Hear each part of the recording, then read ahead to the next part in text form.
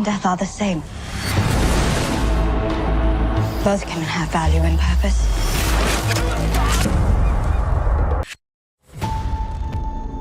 Hear me, my son. I alone will tell you the truth. Death is the only punishment here. Death is in our air, in sea, in earth.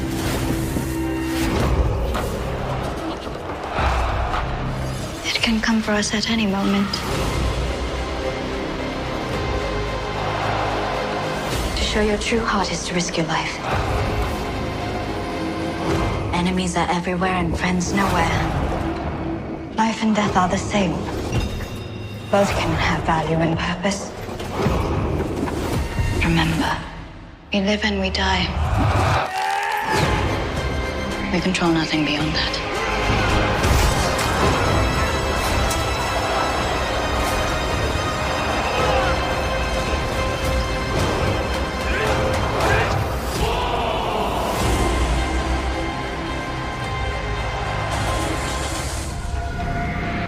This is not where we die. We should be corpses. But here we are.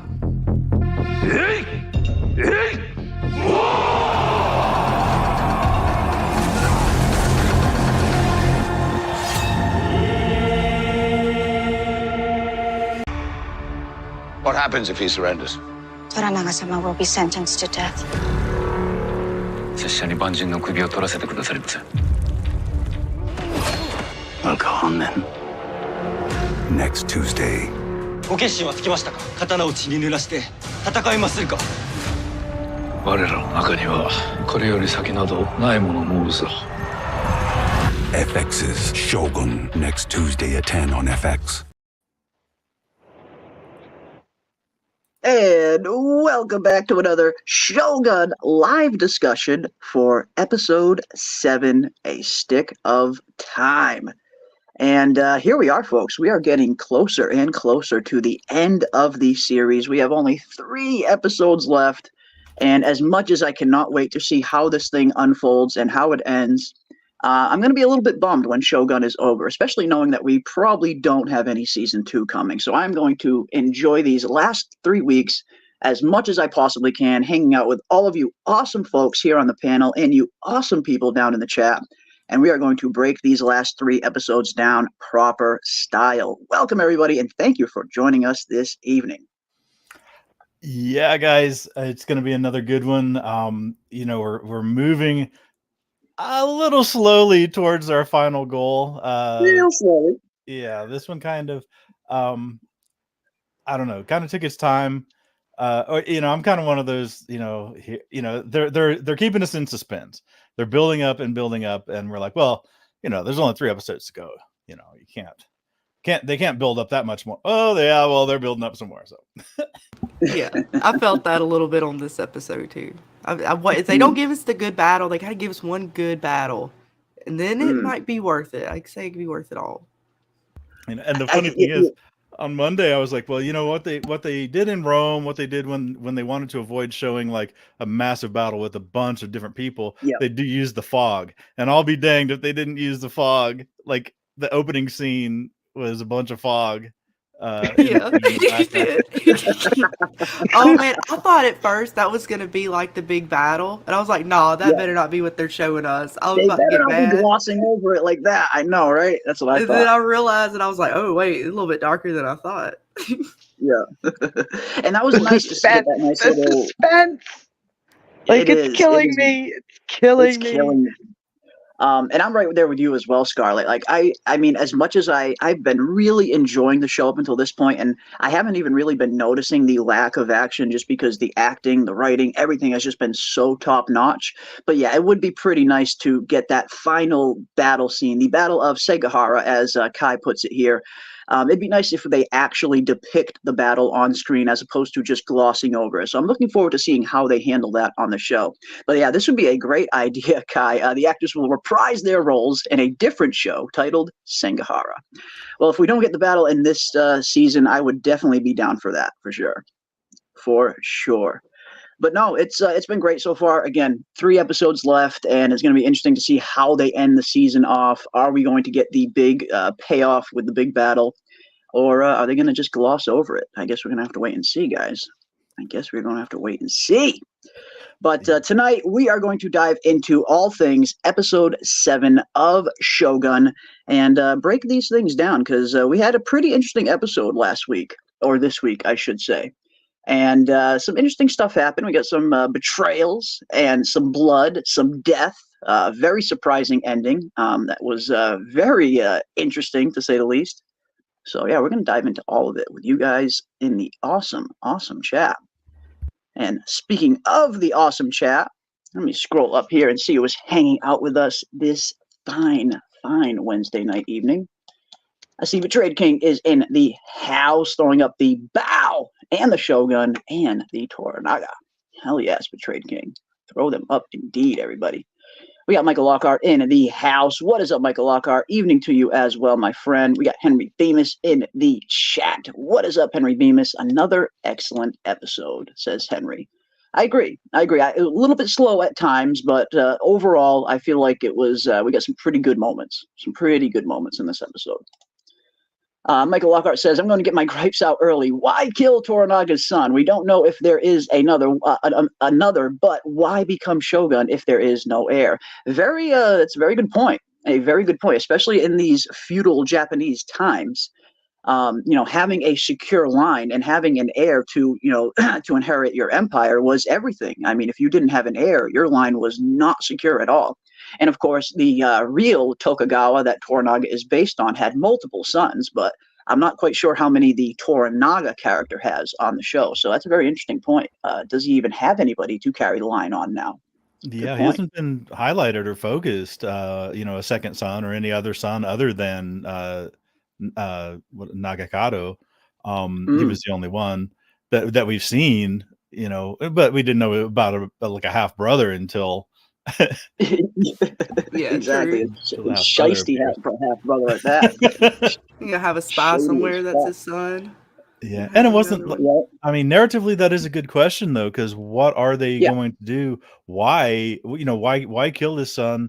It would make sense. But on the other hand, Kai brings it up. That's right. I totally forgot. He does have that pregnant wife still in Osaka. That younger wife of his is pregnant and hasn't given birth yet. So maybe it could be a son. Yeah. Oh, okay. I forgot about that for a second. Thank you, Kai. Thank you. Forgot about that. But yeah, I guess we'll have to see. Hopefully it's not a girl. Well, not hopefully it's not a girl, but you know what I mean. For him, yeah. For the sake of the line. But on the other hand, it's not of all the faults that Saiki had, he didn't kill Nagakado. I mean, Nagakado killed himself essentially. Yeah. And he wasn't even the one doing Nagakado did the ambush. So I mean, Saiki had nothing to do with Nagakado's death, really. I mean, that'll be a tough row to hoe as far as like explaining that to Toranaga, but that was 100%. 100% of his own doing, and I know we talked a little bit about this, before we went live, but it was very much a theme throughout not only this episode but throughout the entire season, pretty much, with his character, where he's always talking about wanting to taste battle, wanting to get his first kill in battle. How he hears his first kill at war is better than the feeling of his first woman. And I love Buntaro's like, who the hell told you that, kid? This whole season, he's been just craving for a battle and craving for this glorious death that he's hoping he could get. And at the end, his death was about as pointless as you could possibly get in this time period. Very pointless death. Yeah, and it was so sad, sort of, because when you watch the scene right before he tries to swing the sword down and he slips, he's got a moment where if you look around, everybody's sort of distracted with each other. The guy's on the ground. You had a chance. If you were a good samurai and you were in the good frame of mind, like you tell he's definitely not thinking and focusing. He would have waited. He had time to kill this guy. He could have easily killed him. He was on such rocky ground in the rocks, in the water. Very impulsive. It was just like, it was so that step was even impulsive, because he literally, when you watched it, I was like, no. I was like, dude, you had him. I was like, God, Look at how like, air he wow, touches you too had after he slips. time. Like he's just whoop right into the air. It almost reminded me of like a scene out of basketball. No, not basketball. It A was such scene a out banana of peel. Corky Romano. Corky Romano Oh, has a few scenes in where he's always walking on these slick floors and he fucking slips and he ends up falling like 10 fucking feet from the slip alone. I got that vibe from this as well. He got a pretty nice fall. But yeah, he slips on a damn rock, crushes the back of his damn head in, and that's all she wrote for this one. well, because he Yep. also kind of slips on the dude's Yeah, Robe, his and it was his like, robe. yeah, it was crazy. It was like a banana peel, man. He just totally banana peeled him, and it wasn't beautiful. It was comical, but yet sad. Yep. Yeah. In that moment, he let his impulsiveness and his ego just get the best of him. And it's when, like, you're in that moment, and all he had to do was just take a step back for 1 second and, reanalyze the situation, because you never know. And look what happened. Mm-hmm. And especially, I mean, being a samurai, or not just being a samurai, being any kind of fighter, any kind of warrior in general, one of the first things that, a proper master will teach you is to be aware of your surroundings. And he just completely failed at that. I mean, like you said, Scarlett, it definitely had that feel of, a Looney Tunes episode slipping on a damn banana peel. Yeah, it's just tragic all around, but kind of funny. I'm not gonna lie, it was kind of fucking funny. Yeah. That's what I said. It's like, I don't want to laugh, but the way he stepped on it made it funny. Now, when he hit his head, that part wasn't funny. It was like all that, it's all funny till somebody gets hurt. I was shocked. I didn't know how to I was literally sitting here, like, jaw dropped. Like, I had to actually rewind it for a second and just watch it again, because I was just like, is this really how this kid's going to go out? Yes. Like, is this really it? Yeah. That's what I felt too. Is this really your fate? Yeah. Fate is fucked up. Yeah, my thing is, so man, I've always sympathized with Nagakato. I sympathized with him when he killed Jozen, because the way it's pulled off is, oh my God, what an idiot. He just ruined, Toranaga had all these elaborate plans, and then this idiot just does something completely off script and da da da. But the thing is, man, it's like, because where we're at in time, in the show, in real life, all that kind of stuff, they just finished like 100 something years of civil war, maybe 150. Yeah, the Sengoku even more. period. It's been centuries. Centuries of just nonstop war. So here he is sitting there. Every time he says anything, all the old guys are like, "You don't know shit because you haven't been in battle." Yeah. And so he's like, "Well, and that's being drummed into his head. He's always going to be marginalized. He's always going to be discounted. He's always going to be set aside, and because all these old guys are going to be sitting there talking about their glory days and telling war stories, and the only way he's ever going to get to sit at the big boy table is to have done something, to have been in a battle. But then every time he shows enthusiasm for having been in a battle, he's being told by the same old geezers that it's like, well, you're stupid for wanting that, blah blah blah. They're not seeing themselves in this young guy, and they were young guys too at one point. That's a very good point. Yeah, because they were all young, eager samurai at one point before they had their first battle, before they had first kills. So they must, if nothing else, they must at least recognize the arrogance of youth, having been there themselves. Right. And it could be them wanting to preserve him from the pain and that kind of stuff, or the, knowing, when you're in there, you realize that there isn't the glory, the glory that they talk about isn't real glory, the same way, Toranaga didn't, it took nine chops to get that guy's head off. It wasn't some glorious single shot thing, and there's a lot of repeated themes in this episode. And that is one thing that I do like. And where you guys were saying that it's one of your best episodes, for me, it's probably one of the worst. And well, I mean, not one of the worst, but one of the least. I would say my least favorite, not the worst. I mean, because there's so many of these scenes, and we'll be talking about them as we go. That each of these scenes, I mean, they're so well done, so beautiful, so poignant, really great scenes that push the story along. And I think this is I think they realize in episodes 8, 9, and 10, I think they're really gonna pull out all the stops and really put on a spectacle, show us something super cool and exciting. But this is that episode, and we had this on other shows that we've watched, like From and other ones, where you'll go through and a few things will happen, and then maybe around episode 7 on a 10-episode series, or 5 or 6 on an 8-episode series, they'll take a breath. You'll step back and go and take a breath, and that episode's kind of like, yeah, I always say that, but then it's like bam, bam, bam, right, the final, they leave you breathless, and you're glad you had that breath, so yeah, no, that's a very good point, and I definitely kind of got a similar feeling throughout the episode. I would say this was one of my favorite endings to an episode, but yeah, overall, thinking back, it probably wasn't one of my favorite. But yeah, no, you're 100% right. We see that with From, and even with House of the Dragon to a certain extent, where you'll have a few things kind of happen earlier on, and every once in a while you get, some of these episodes where things are kind of really slow, and then all of a sudden, boom, you get a crazy kind of ending to end the episode off on.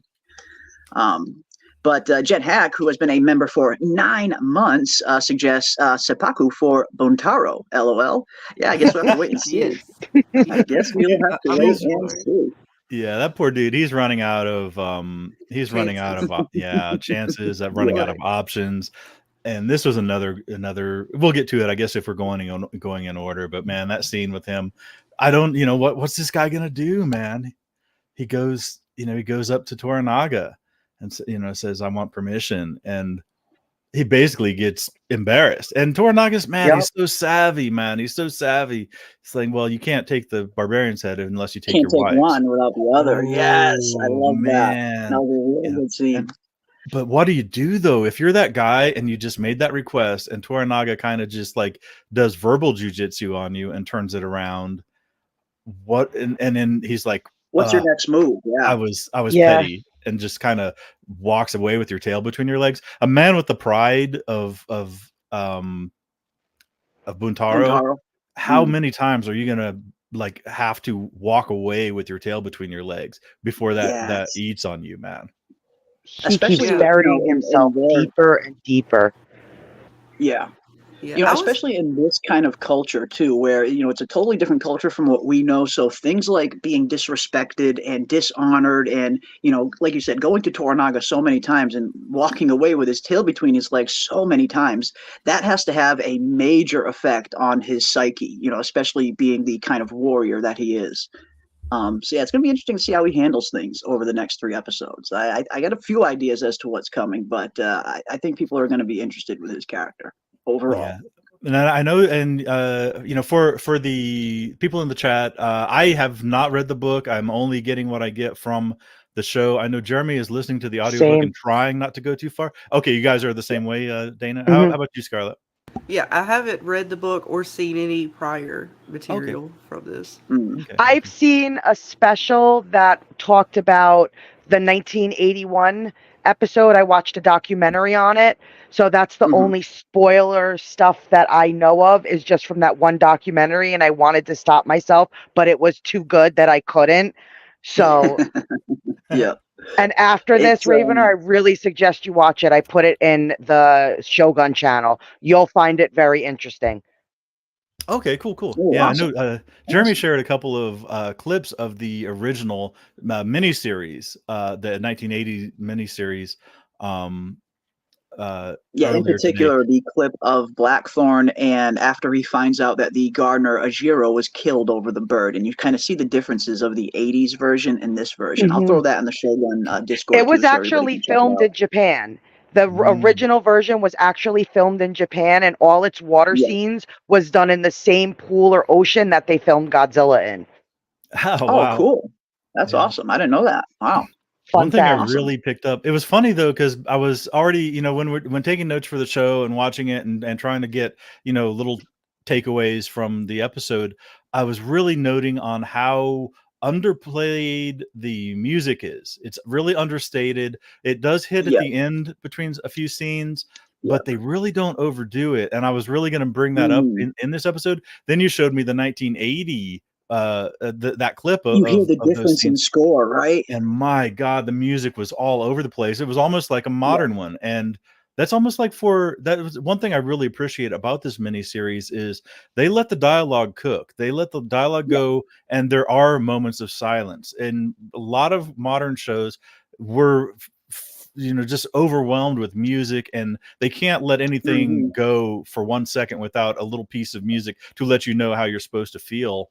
And it's like, no, this one is allowing the dialogue to stand on its own, and you'll get a little breathe, you'll get a little bit of music at the end of a scene. One thing I'm noticing on this episode, and I don't know if it's been the whole way through, but some of these scene transitions are pretty jarring too, because there'll be a good scene, and then man, it'll just and that's a 100% editing kind of thing.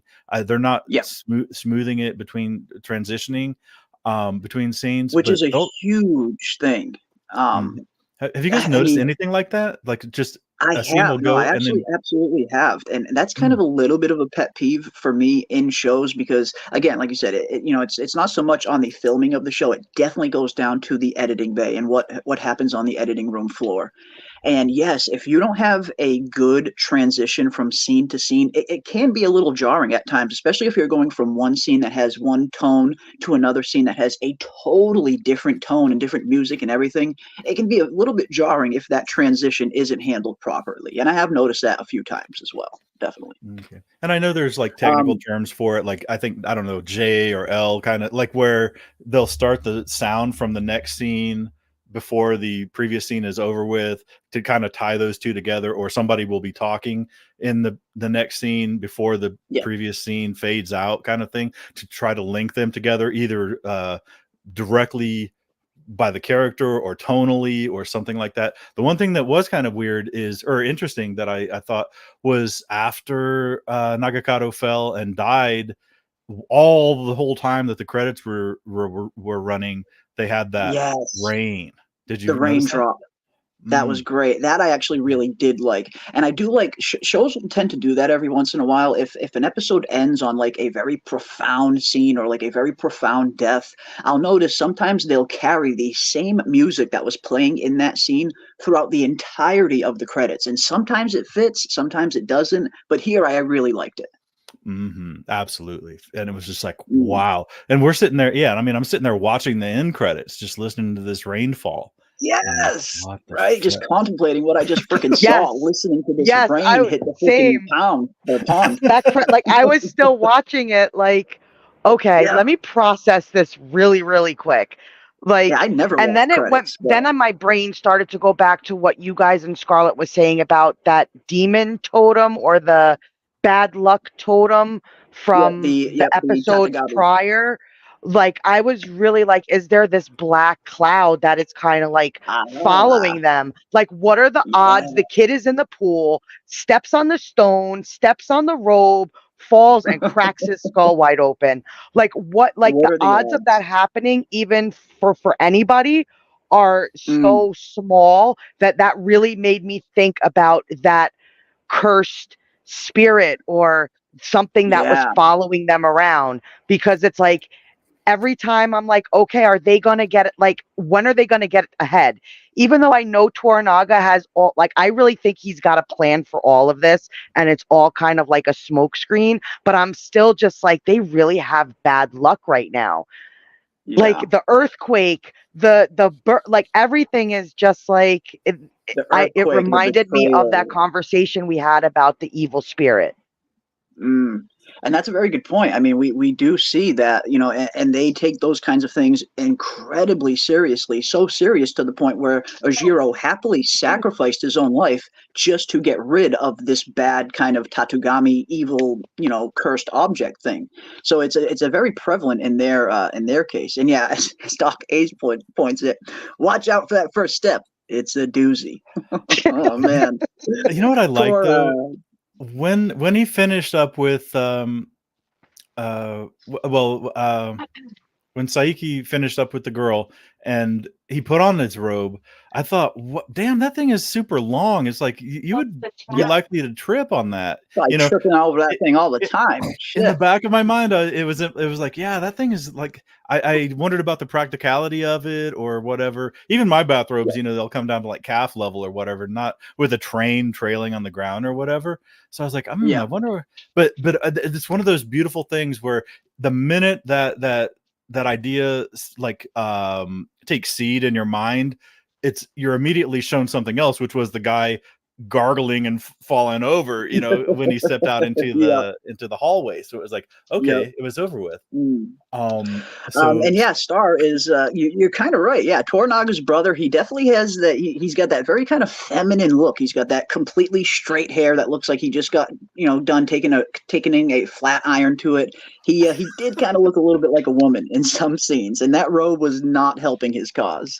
But let's say what's up to the rest of the chat. We got some awesome people in here this evening. Let me see what we see here. I got Kai in the house. What is up, Kai? Good to see you as well. And thank you everybody for joining us this evening on this busy Wednesday night. I know there are 100 things you guys could probably rather be doing, so we appreciate everybody taking the time out to hang out with us for a little bit. We got Rooftop Korean in the house. What is up, Rooftop Korean? Good to see you as well. We got Outer Pangea in the building. What is up, Outer Pangea? My good friend Wiggle. Good to see you. Good to see you. See who else we got. We got Richland Ford in the house. What is up, Richland? Oh, snap. Somebody gifted me a membership. Thank you. Well, absolutely. That was most likely Dana. Monday. I believe that was Dana from our Monday stream. And thank you so much, Dana, for the gifted memberships. And welcome, Richland Ford. We hope you decide to stay after your membership is up. Welcome. Yeah. We got Terry in the house. What is up, Terry? Always good to see you hanging out with us this evening as well. Let me scroll down a little bit more. The set piece battle here is a blitz of Osaka Castle to rescue Toranaga and secure the heir, with Toranaga gaining the resolve to take the mantle of Shogun for the unity of the realm. And yeah, it looks like we are definitely heading to Osaka in one way, shape, or form. Is Crimson Sky still on the table? Do they have another plan up their sleeves? It's looking like all roads are eventually going to Osaka. Whether or not we actually see the big battle of Sankahara afterwards, it remains to be seen. But at the very least, we are definitely going to be getting some fight scenes and some action inside the Osaka city. So I'm looking forward to that. Man, I hope you ain't spoiling it. I would hate for that to be the case. No, just based off scenes we've seen in the trailers. Anyway, it looks like we've seen some scenes in the trailers of some kind of action popping off within Osaka. But who knows? Who knows how it's going to happen? Again, these trailers are incredibly misleading. And it's a very good way of doing things. Obviously, you want to put out a trailer that is going to get people excited to watch the show, but you also don't want to spoil too much at the same time. So misdirection being used in trailers like this is really, really good. And I feel like Shogun's doing it really well, where a lot of the trailers look like one thing is happening, and then you see the actual episode and something totally different is happening once you get the full context of it. Definitely. And I like that. That's a good trick. Yeah. And I mean, for some, and I'm not going to beat the anti-spoiler drum, but yeah, I love being tempted. But the thing is, I know by watching the preview that I'm not getting the whole story. They've been really cool about that, and it really actually heightens the enjoyment, because I want to see how tricky they really were by what they're showing versus what the full context of the scene. And it's so cool that they're doing these 20-second, 25-second trailers with a handful of scenes, so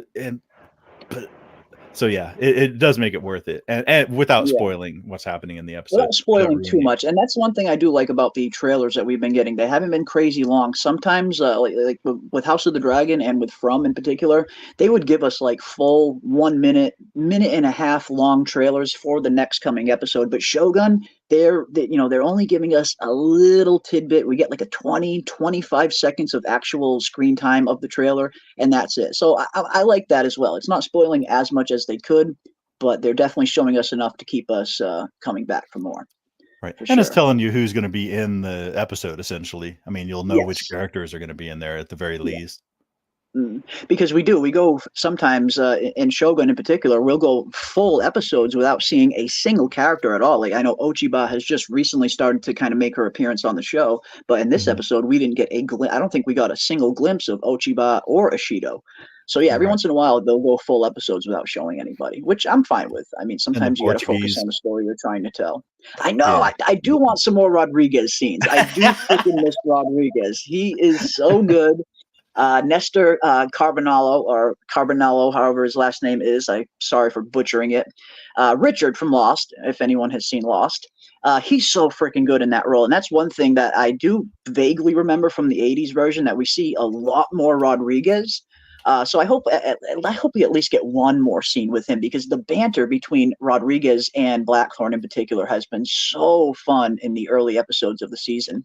And somebody brought something up in one of the comment sections for my episode 7 breakdown that I totally agree with, and it's something that's been kind of coming into the back of my mind as well. But has anyone else noticed that over these last 2 episodes, Blackthorne's character in particular is definitely starting to take a little bit of a backseat? I know we're getting towards the end and we got to focus a little bit more on Toranaga and the big picture in the war and everything, but at some points it almost feels like Blackthorne is starting to feel like an afterthought. Like it almost feels like he's not even a main character anymore at some points. And these last 2 episodes in particular, I really started to get that vibe. Well, I mean, we're seeing Blackthorne himself is starting to feel like a background character. Yeah. I mean, we see that. Yeah, in this episode, he's like, "What the hell's my role going to be in all this shit, man? Come on." Yeah, he's like, "You keep showering me with all these gifts and honors and titles, but yet every time I go to serve, he doesn't allow me to serve." Like, I really thought in that moment when he got up, I literally thought he was coming around that corner and just going to shoot this guy's head off or something. I was waiting. I was like, "Oh, Blackthorne's going to be gangster right now, and he's going to come around that corner and he's going to have his pistol and he's just going to body this dude." And I was just like, "Oh no, he really walked off. What happened?" I don't know if I just built it up in myself and I was just like waiting for that moment, but I really thought he was going to get up and either slice him with his sword or punch him in the face. Like, I just envisioned but no, he just walked off. So yeah, I get that, where it's almost like he's there, but he's not there. Yeah, he's getting some screen time, but he's definitely being relegated to kind of a background character over these last few episodes. But I imagine he's going to have some kind of part to play. And welcome to Edwin as well, and welcome everybody else in the chat. Again, thank you everybody for joining us. If I did miss anybody, I'm terribly sorry. This thing does tend to skip on me, but I do see Star down there as well. What is up, Star? Good to see you. I see Charles Joshua. What is up, Charles Joshua? I think Buntaro will die in the Battle of Singahara. Interesting prediction. I guess we'll have to wait and see. We got Michael Lockhart in the house. What is up, Michael Lockhart? We got Crazy Mad in the building as well. What is up, Crazy Mad? My friend, my partner. Welcome, welcome, welcome. We got Leo V in the house as well. What is up, Leo V? We got Merc Sauce in the house. What is up, Merc? Good to see you. We got Dean James Comics, mate, and everybody. Thank you guys so much for joining us this evening. And again, I know you guys could probably be anybody else in the world, and we appreciate you spending some time with our humble little channel here. So good stuff. Kai has let me give you a chew toy. On episode 6, before meeting Mariko, Toranaga burnt a pigeon message. Gin brought up a spy could have alerted him about the army approaching. Coincidence? I think not. Very interesting. And I think Gin in particular had a very interesting, some very interesting scenes in this episode in particular. Not only, of course, the one between her and Toranaga, which is I'm sure we're definitely going to dive into and dissect, but we also get that quick little scene between Gin and Omi, where Gin is totally kind of planting the seed in Omi's mind that there might be a little something more going on between Mariko and Blackthorne. And of course, with Omi being the kind of gossiper that he is, he could not wait to kind of whisper that into Buntaro's ear during the dinner. But one thing about her is she's very astute. She's super astute. She's very observant. She just seems to be on the freaking money. And it's not very often we see characters kind of have a similar to close level of intelligence of Toranaga, while also having a kind of grand grand vision for the future as well, which she very much does. And one thing I really like about this episode in particular, I guess we can talk a little bit about that scene now between Gin and Toranaga, because this is a really interesting scene. Not only do we find out what exactly a stick of time means, of course, the title of the episode is A Stick of Time, which basically was just a stick of incense. And by the time that incense was done burning, your time with the Lord was up. So basically, earlier in the episode, the madam of the Willow world, Gin, negotiates a deal with Mariko for Toranaga's brother to have Kiku for like a whole week, but also so she can have an audience with Toranaga for a stick of time. And that's basically what stick of time is. It's just an incense stick burning, and when it's done burning, your time with the Lord is up. But and we saw the remains of it, in the bowl. It was finishing up, but I like a lot of the best parts were after it was almost done. I mean, it's like there's it was like a 1 hour stick, man. They must have sat there for 55 minutes, and that last 5 minutes, man, they got a lot of mileage out of that. She got a lot of mileage out of that stick. That is a good point. What I like too is how she negotiated it, though, because she knows what her ladies are worth, and she knows how much her one particular lady is worth, and she's going to get what she wants in the end. Oh, just her whole conversation at the end after the stick was even better. Yeah, that was perfect. So how she good. relates to him and lets him know, basically, like, we all come from something a little rough. That's what makes us a little better. We know how to handle life a little bit better. So I'm a little more cunning than you think I am. Yep. She really stole the episode for me. She absolutely stole the episode for me. Yeah. She definitely stole this one scene blew me away. Just how she was like, we have to look out for, the ones who get old, and when we can't pleasure men anymore. And she's kind of was like, yeah, I know what you're up to, Torn. You don't have to admit it to me, but I know. It's okay. You don't have to say you have a plan, but you're Toranaga. We know you got a plan somewhere. Yeah. Right. But the thing is, though, everybody else is feeling kind of, and that's the whole theme of this episode. Everybody is coping in one way or another with their impending death. I mean, Nagakato's really looking forward to fighting. Other people are like going to be happy that it's over with.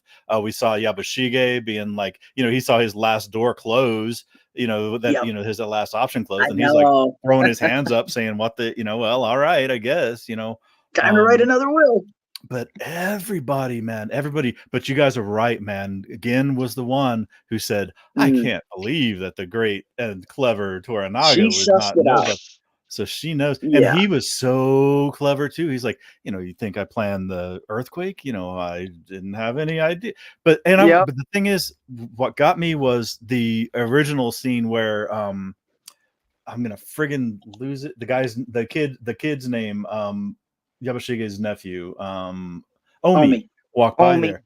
I was like, why is she being such a trifling little troublemaker? Because we've seen that character a million times. They'll just stir the shit just for the sake of doing it. And I was like, what is the upside? And I'm still trying to process in my mind, what was the upside for her to drop that in Omi's mind just to egg on? What did she have against? Well, I wonder, because what does she have against Blackthorne, really? Because at the end of the day, this would kind of harm Blackthorne more than anybody if something like this got out. So unless does she really wanted and Mariko. I wonder, because at the end, all right, we got the ladies are helping Toranaga's son, right? Supposedly. Yeah. And it's a particular lady who is Kiku definitely seems like she set that up. Like she's exactly. Like, get these other toys. Man, they're definitely playing these boys, and they're setting up that's kind of spy house. So I think they're trying to get secrets. They're definitely building these secrets, and it's gonna. I don't know what happens in the show, but it just gives me that vibe of if the story would continue, they would be like the house of spies. Oh yeah, and men talk when they pillow. Yeah. Oh yeah. And courtesans famously do make some of the best spies in history because they are very inconspicuous. They're trained for years at a time to kind of blend in and stay in the background, be incredibly observant. So that really is kind of some of the best spies you could ever train. So that's a good point. It's a very good point. Well, and speaking of her, that's another thing that I really loved about this scene in particular, where the episode doesn't really go into it, but And not only does, like you said, Dana, again, definitely freaking steals this episode just with this freaking one scene alone, with just showing how witty and intuitive she is and how much she's kind of almost on that same level of intelligence as Toranaga, which is something we very rarely see. Very rarely do we see anybody that's even close to as smart as Toranaga, but she's right there. She knows how to kind of play the game, as it were, as well as anybody. But one thing I love about the ramifications about what she's offering to Toranaga here, and again, the episode doesn't go into it, but this has some big significance in real Japanese history as well, because this the kind of the tea houses that she is looking to set up in Edo eventually go on to evolve into the Japanese geisha girl. So we're kind of seeing the birth of the geisha in this scene right here. And again, it just speaks to her, similar to Toranaga, she has this very grand vision for the future where she envisions this big future. She knows that Edo is going to become a massive city at one point, which of course she is 100% right, because what we know as Edo back then is modern day Tokyo right now, the biggest city in Japan.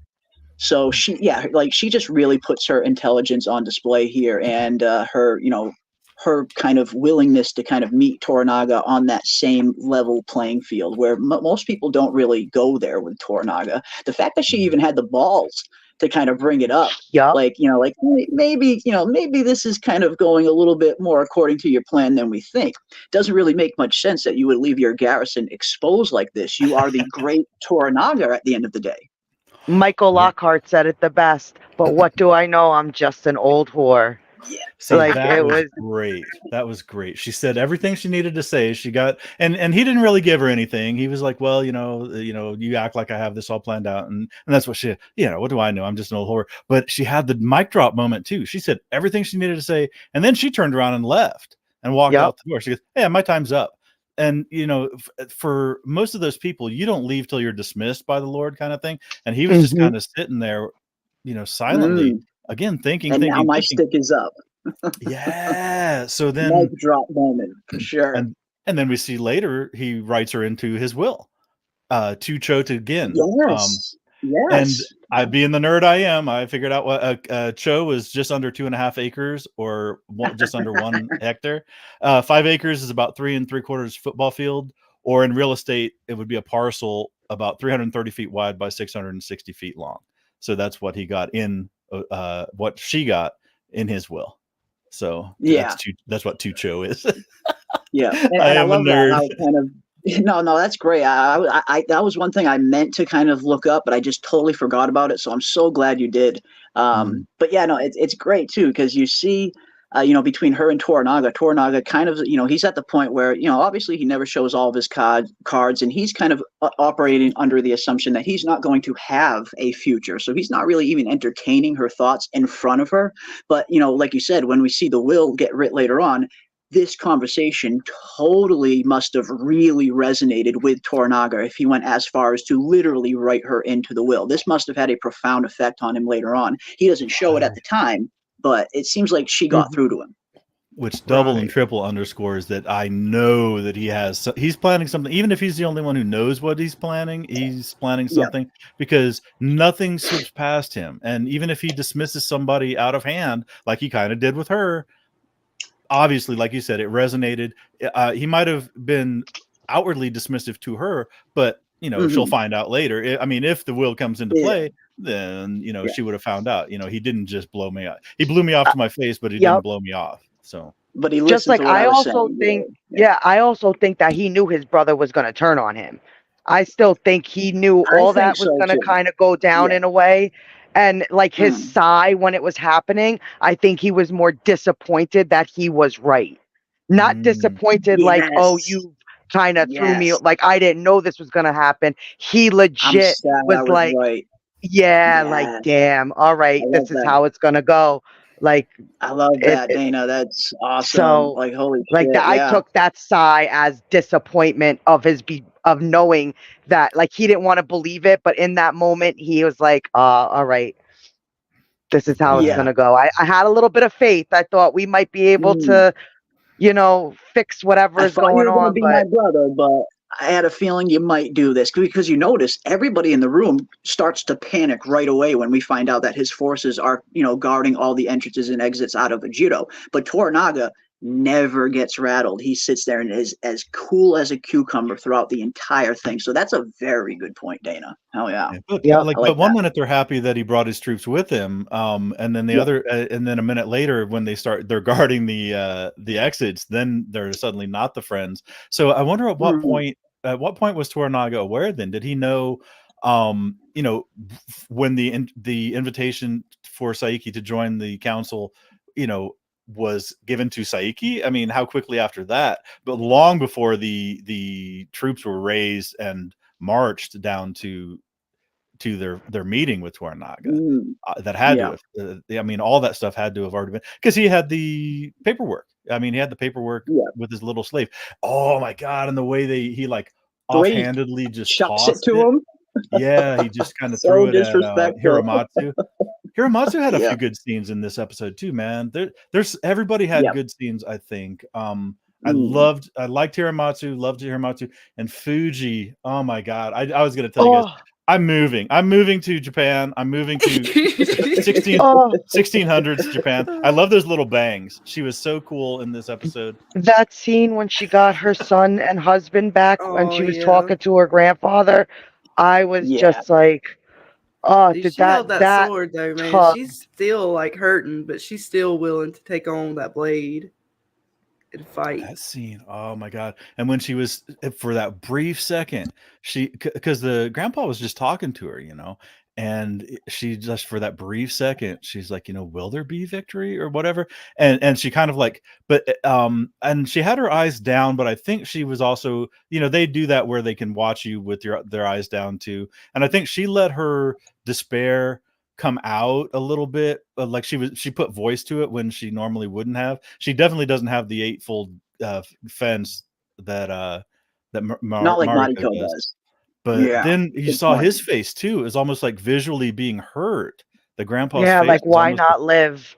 Why not live? When he heard those words come from her, he was just like, I can't believe I'm hearing this, because for him, I don't think victory was ever a question. Right. And then she almost like does a double take, she like catches herself when she sees his reaction, all this stuff facially. And then she's like, no, of course we will have victory. Da, da, da. And then, that's one thing to say all this stuff, this rah-rah stuff. And, of course we will have victory, when she catches herself, when her private thoughts came out and she wants to like walk them back. But I'll be damned if she didn't go out and train with the Naginata. She committed herself to that after that. And I was like, I love this girl. And they're like, why are you still injured? And I was like, well, she's still injured from having from the earthquake, when the house fall on her from the earthquake. Wow, man. Great stuff. Great stuff there. Loved you it. Can read emotion on her face, and that's what I love. Like, she doesn't have to say anything, and her face tells you everything. Yep. And again, that's a very good point too. And I feel like so many of the actors, I know we've said this in the past, but it's so true. They emote so well. They can say so much with just simple facial expressions. And Fuji might be the best at that of the entire cast. Be able to say a ton with just a simple look. She's great. She's definitely one of my favorite characters. And of course, we also learn in this episode that she's planning, at the very least, that when her service is done, which I imagine is her the half of year that she agreed to be Blackthorne's consort. I imagine once that time period is up, she's planning on herself also committing seppuku and joining her family. And then, of course, we get that great line from the grandfather. It's like, why not live and bask in the victory? But will there even be victory? She's very intuitive as well. But her joy when she saw him, like when he surprised her by coming in, she was like all nervous and playing with her hair. And then he went out to the thing, said, you have you keep a very nice home or whatever. And she was so proud of that, grandpa, gives her a compliment. And she brought him that little cushion. Everything about that scene was so tatami nice. mat. But she was so cute, so happy, she didn't seem nearly as jaded. Mariko seemed really a lot more dour and depressed in this one, but Fuji was the one that took us on an emotional ride, because she was going on an emotional ride. Yeah, she really is. And yeah, the chat is, I think the chat 100% agrees, because, yeah, I mean, I think we've seen Fuji become, really evolve over the course of the season into this. She's becoming this very strong, independent character that's kind of capable of, kind of playing the game herself to a certain degree as well. Where, we see where she starts at the very beginning, kind of just at rock bottom, losing her husband and her son and wanting to kill herself, to where she is now, where she technically, she still wants to kind of end her life when her service is over, but we're slowly starting to see, a little bit of life kind of creep back into Fuji. And yeah, she's becoming a huge fan favorite with us, and I know with the chat as well. For sure. Well, even in the moment where she's using the weapon, she's like, I still have to be able to defend my home, my land. Like, she's still like, I'm going to defend what I'm given to defend. Like, she's been through so much, yet she's still picking up a blade to defend her home. Her own. Yeah. Mm-hmm. Yeah, she's just a very compelling character, and again, I feel like I know we've praised the cast time and time again, but whoever was in charge of casting for this show, I imagine a lot of audition tapes were probably sent in when they were getting ready to film this show. Everybody in the industry apparently knew that this was going to be a massive production, so many people were auditioning for roles on this show, but Hideyoki Sanada really wanted to make a point to go out and get as many authentic Japanese-based actors and actresses as he could. And I feel like that was the right decision at the end of the day. I feel like the cast that they have assembled overall as a whole, this is one of the best casts I've seen put together since Lost, or since early days of Game of Thrones. Like, it's that good. And yeah, she's right up there with the best of them, I would say. Yeah, I recognize a few of them from other Japanese stuff, like Toranaga's half-brother. He was in Alice in Borderland. Yes, I saw you say that in the Discord, and I vaguely, I didn't remember him at first, but he looked so familiar, I just couldn't quite place where I've seen him, and then you said that, and I was like, oh, okay, that's where I've seen this guy before. Yeah, great cast. Just absolutely phenomenal cast.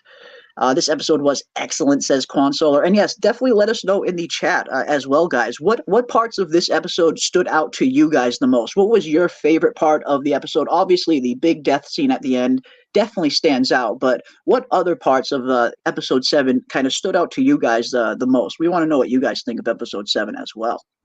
Leo V says, I would have flipped the table after he disrespected with the horse story. Very true. And again, I really enjoy that scene because just the whole tone, the whole tone of that entire scene is done incredibly well. And Raver, it kind of goes back to a thing that you said, where they're using the music very subtly and very deliberately, and they're not kind of going, they're not going too loud, so to speak. Mm-hmm. And one thing you really notice about this episode, or this scene in particular, is, it starts off nice. It starts off like a regular old kind of, long lost relative has returned, family dinner. Let's reminisce about some old stories. Let's knock on my nephew about having no balls, no hair on his balls, shit like that. But slowly we start to hear the stories that Toranaga's brother is telling get a little bit more disrespectful, to the point where he gets to the point where he tells them, as Leo says, the story about the horse, that we found out this earlier on, but we hear Toranaga's brother again say how Toranaga was sent out to be a hostage as he was a child. And that he remarks that he might have shat himself on the horse when he was on his way out.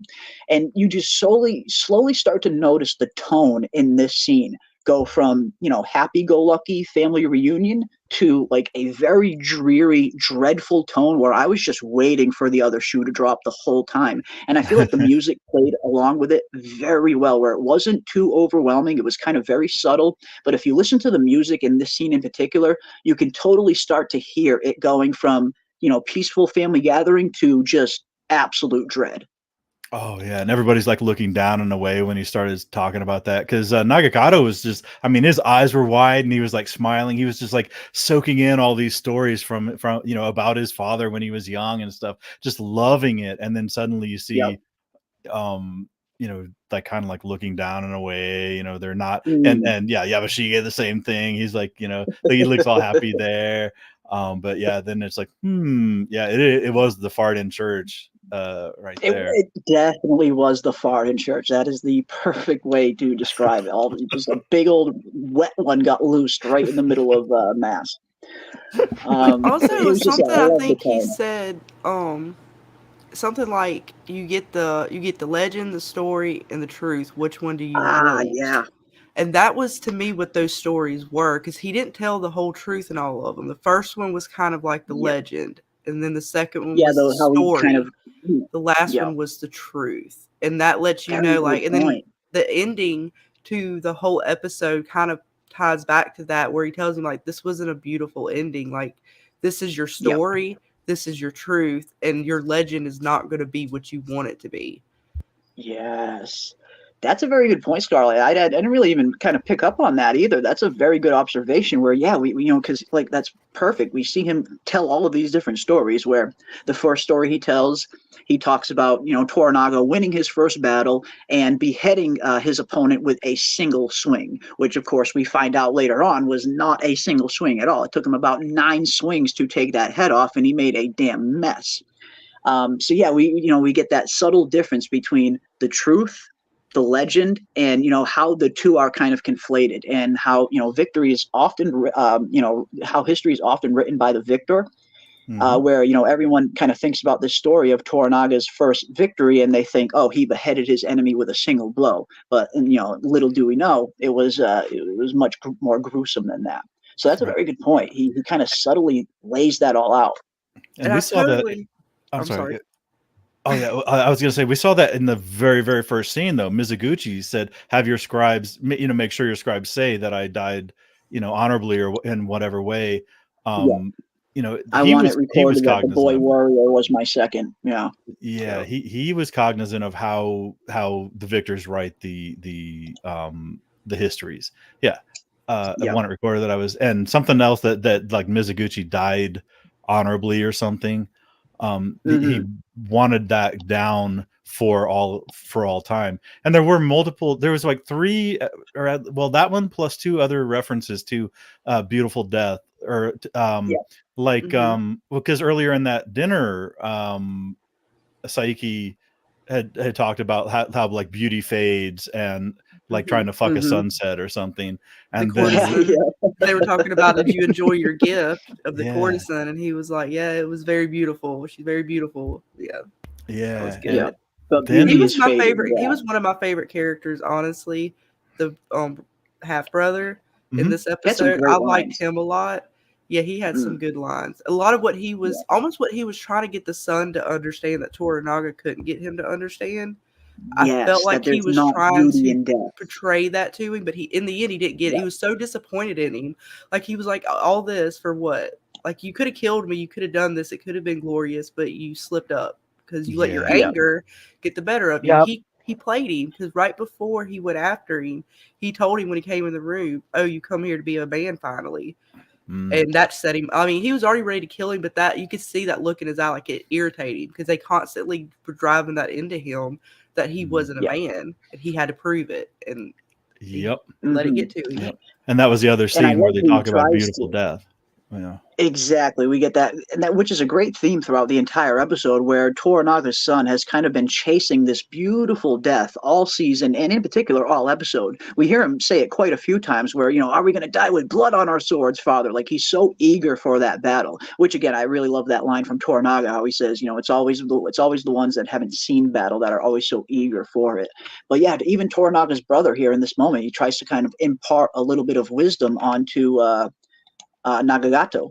And it's, he's looking for, if that's my fate, then it will be a beautiful death. And he's like, no, kid, there's nothing beautiful about death. It's just a lonely path in the woods. And we totally see that play out later on in the episode, kind of like to a freaking T, where he's searching for this beautiful death, but really all you're going to get is a lonely, bloody path in the woods. So I really love that scene there between the two. And that was a super great catch, Scarlett. Scarlett. Great. Yeah, that I was going to say Scarlett had a super great catch with that line. Because he did kind of goad him. He kind of like, like he knew what the kid was there for, and I think the kid was, he was still going to do it, but it was almost like, well, let's get to it if you're going to do it, kind of thing. And you were exactly right, though. Yeah, he kind of like, so you finally want to be a man. Well, you couldn't walk away from that. If he'd have run, fled, begged, he could have done a whole lot of things that could have like put that seed of doubt in Nagakato's mind. But when he's like, well, you want to be a man, let's get to getting. Yeah. So you finally came to become a man, and boy, was he wrong. And yeah, let me catch up with the chat just a little bit. You guys have some awesome stuff in there, and I definitely agree on reviewing this. Some of these subtle. Yeah, the chat's freaking awesome. These subtler scenes are some of my favorites because the acting is top notch. Absolutely. Like I said, I'm not even really noticing the lack of action in the show just because the scenes, the acting, the writing, the dialogue, everything has been so top notch that I'm not really hankering for these big action scenes. And someone actually commented that in one of my videos recently, where they were a little bit disappointed that the show is not getting any fight scenes. And this isn't really that kind of show. This is more of and someone commented beautifully. Now I'm blanking on who laid the comment, so I am sorry for that in the moment. But someone had a really good response to it in the comment sections and I 100% agree. This show, it's not really that kind of show. It's not a show that relies on spectacle and fight scenes to kind of keep the audience going. This is a show that really kind of relies on good character-driven storytelling with good acting, good writing, good dialogue, and that gets you through in and of itself. Now, of course, that might not be to everybody's liking. Some people, they want spectacle and all of that in their stuff. And there's no, like I said, there's nothing wrong with having a nice fight scene every once in a while. But if you can tell a compelling story like this and not have to rely on spectacle to kind of get you through the episode, that for me is the mark of truly great storytelling. The difference between good and great storytelling, I guess. So yeah, the subtle scenes, I am having no problem with them. Bring them on. Will Spear says, I think Toranaga has a plan. Yeah, I think he's got a plan. I think he's got some kind of plan as well. Every scene was so tense in this whole episode. It was excellent. How much control the Lord showed through the episode towards his brother was insane. Yeah, he never gets rattled. Not once. He kind of stays calm, cool, and collected the entire time. And again, I totally think Dana is onto something there as well, where he's he was maybe anticipating this from his brother, and he was almost seemed a little more disappointed that it did happen as opposed to surprised that it happened. Kind of like he knew it was coming. Buntaro and Hiromatsu immediately noticed the change in tone. Absolutely, yeah, they did as well. And Buntaro gets up right away. He's like, "On whose orders?" Yeah, like he was ready to go. Yeah, he was ready to go. Yeah, he wanted to kill Toranaga's brother in that scene. Definitely. My favorite is Toranaga's frustration. My favorite is Toranaga's frustration scene with Mariko. Something about him losing his assertiveness and compulsiveness is so unlikely of him, and that's a really good point. That's definitely a scene I wanted to touch on a little bit as well, because yeah, that's that is pretty much the first time we ever see Toranaga really start to kind of almost lose his cool a little bit. And like for someone who's always had a plan for every scenario, who's always 10 steps ahead of everybody, it almost seems in this moment like he's truly kind of contemplating his next move. Like, I know I mentioned it in my recorded video, but this is as close as we've seen Toranaga to hitting rock bottom that we've ever really seen. Like, you can see it. I mean, he really feels it in this episode in particular. So that's a very good point. Very good point indeed.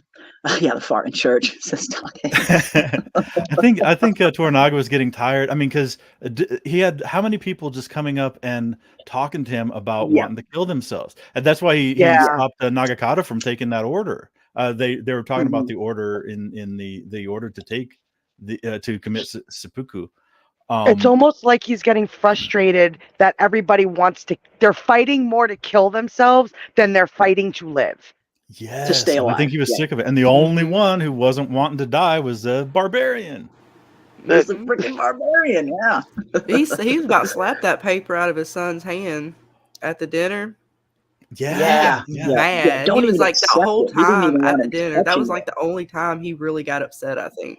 Right. And then Yeah, good immediately he's point. like, I will think about it for a day and give you my answer by sunset tomorrow. He Yeah. he dialed it back Yeah, in. he's You guys super are cool. definitely on point though. Yeah, because when we slapped the thing out of Mariko's hand, because I mean, this is a human being, man. This is I mean, we know he's great. We know he's smart and clever and tricky and got all the angles figured out. But God, Yeah. there's a real human being inside of there too. You know, Yes. he's not a Mhm. god. He's not a paragon of like every virtue. He actually can get frustrated, and I think he's Yeah. finally reaching the end of his rope. And maybe he does have a plan, but nobody else knows. Obviously, his seconds, his most trusted advisors, don't know. Nobody Don't even knows. know. Yeah. And the one Yep. person that he could tell that he knows for sure is on his side, he doesn't speak Japanese.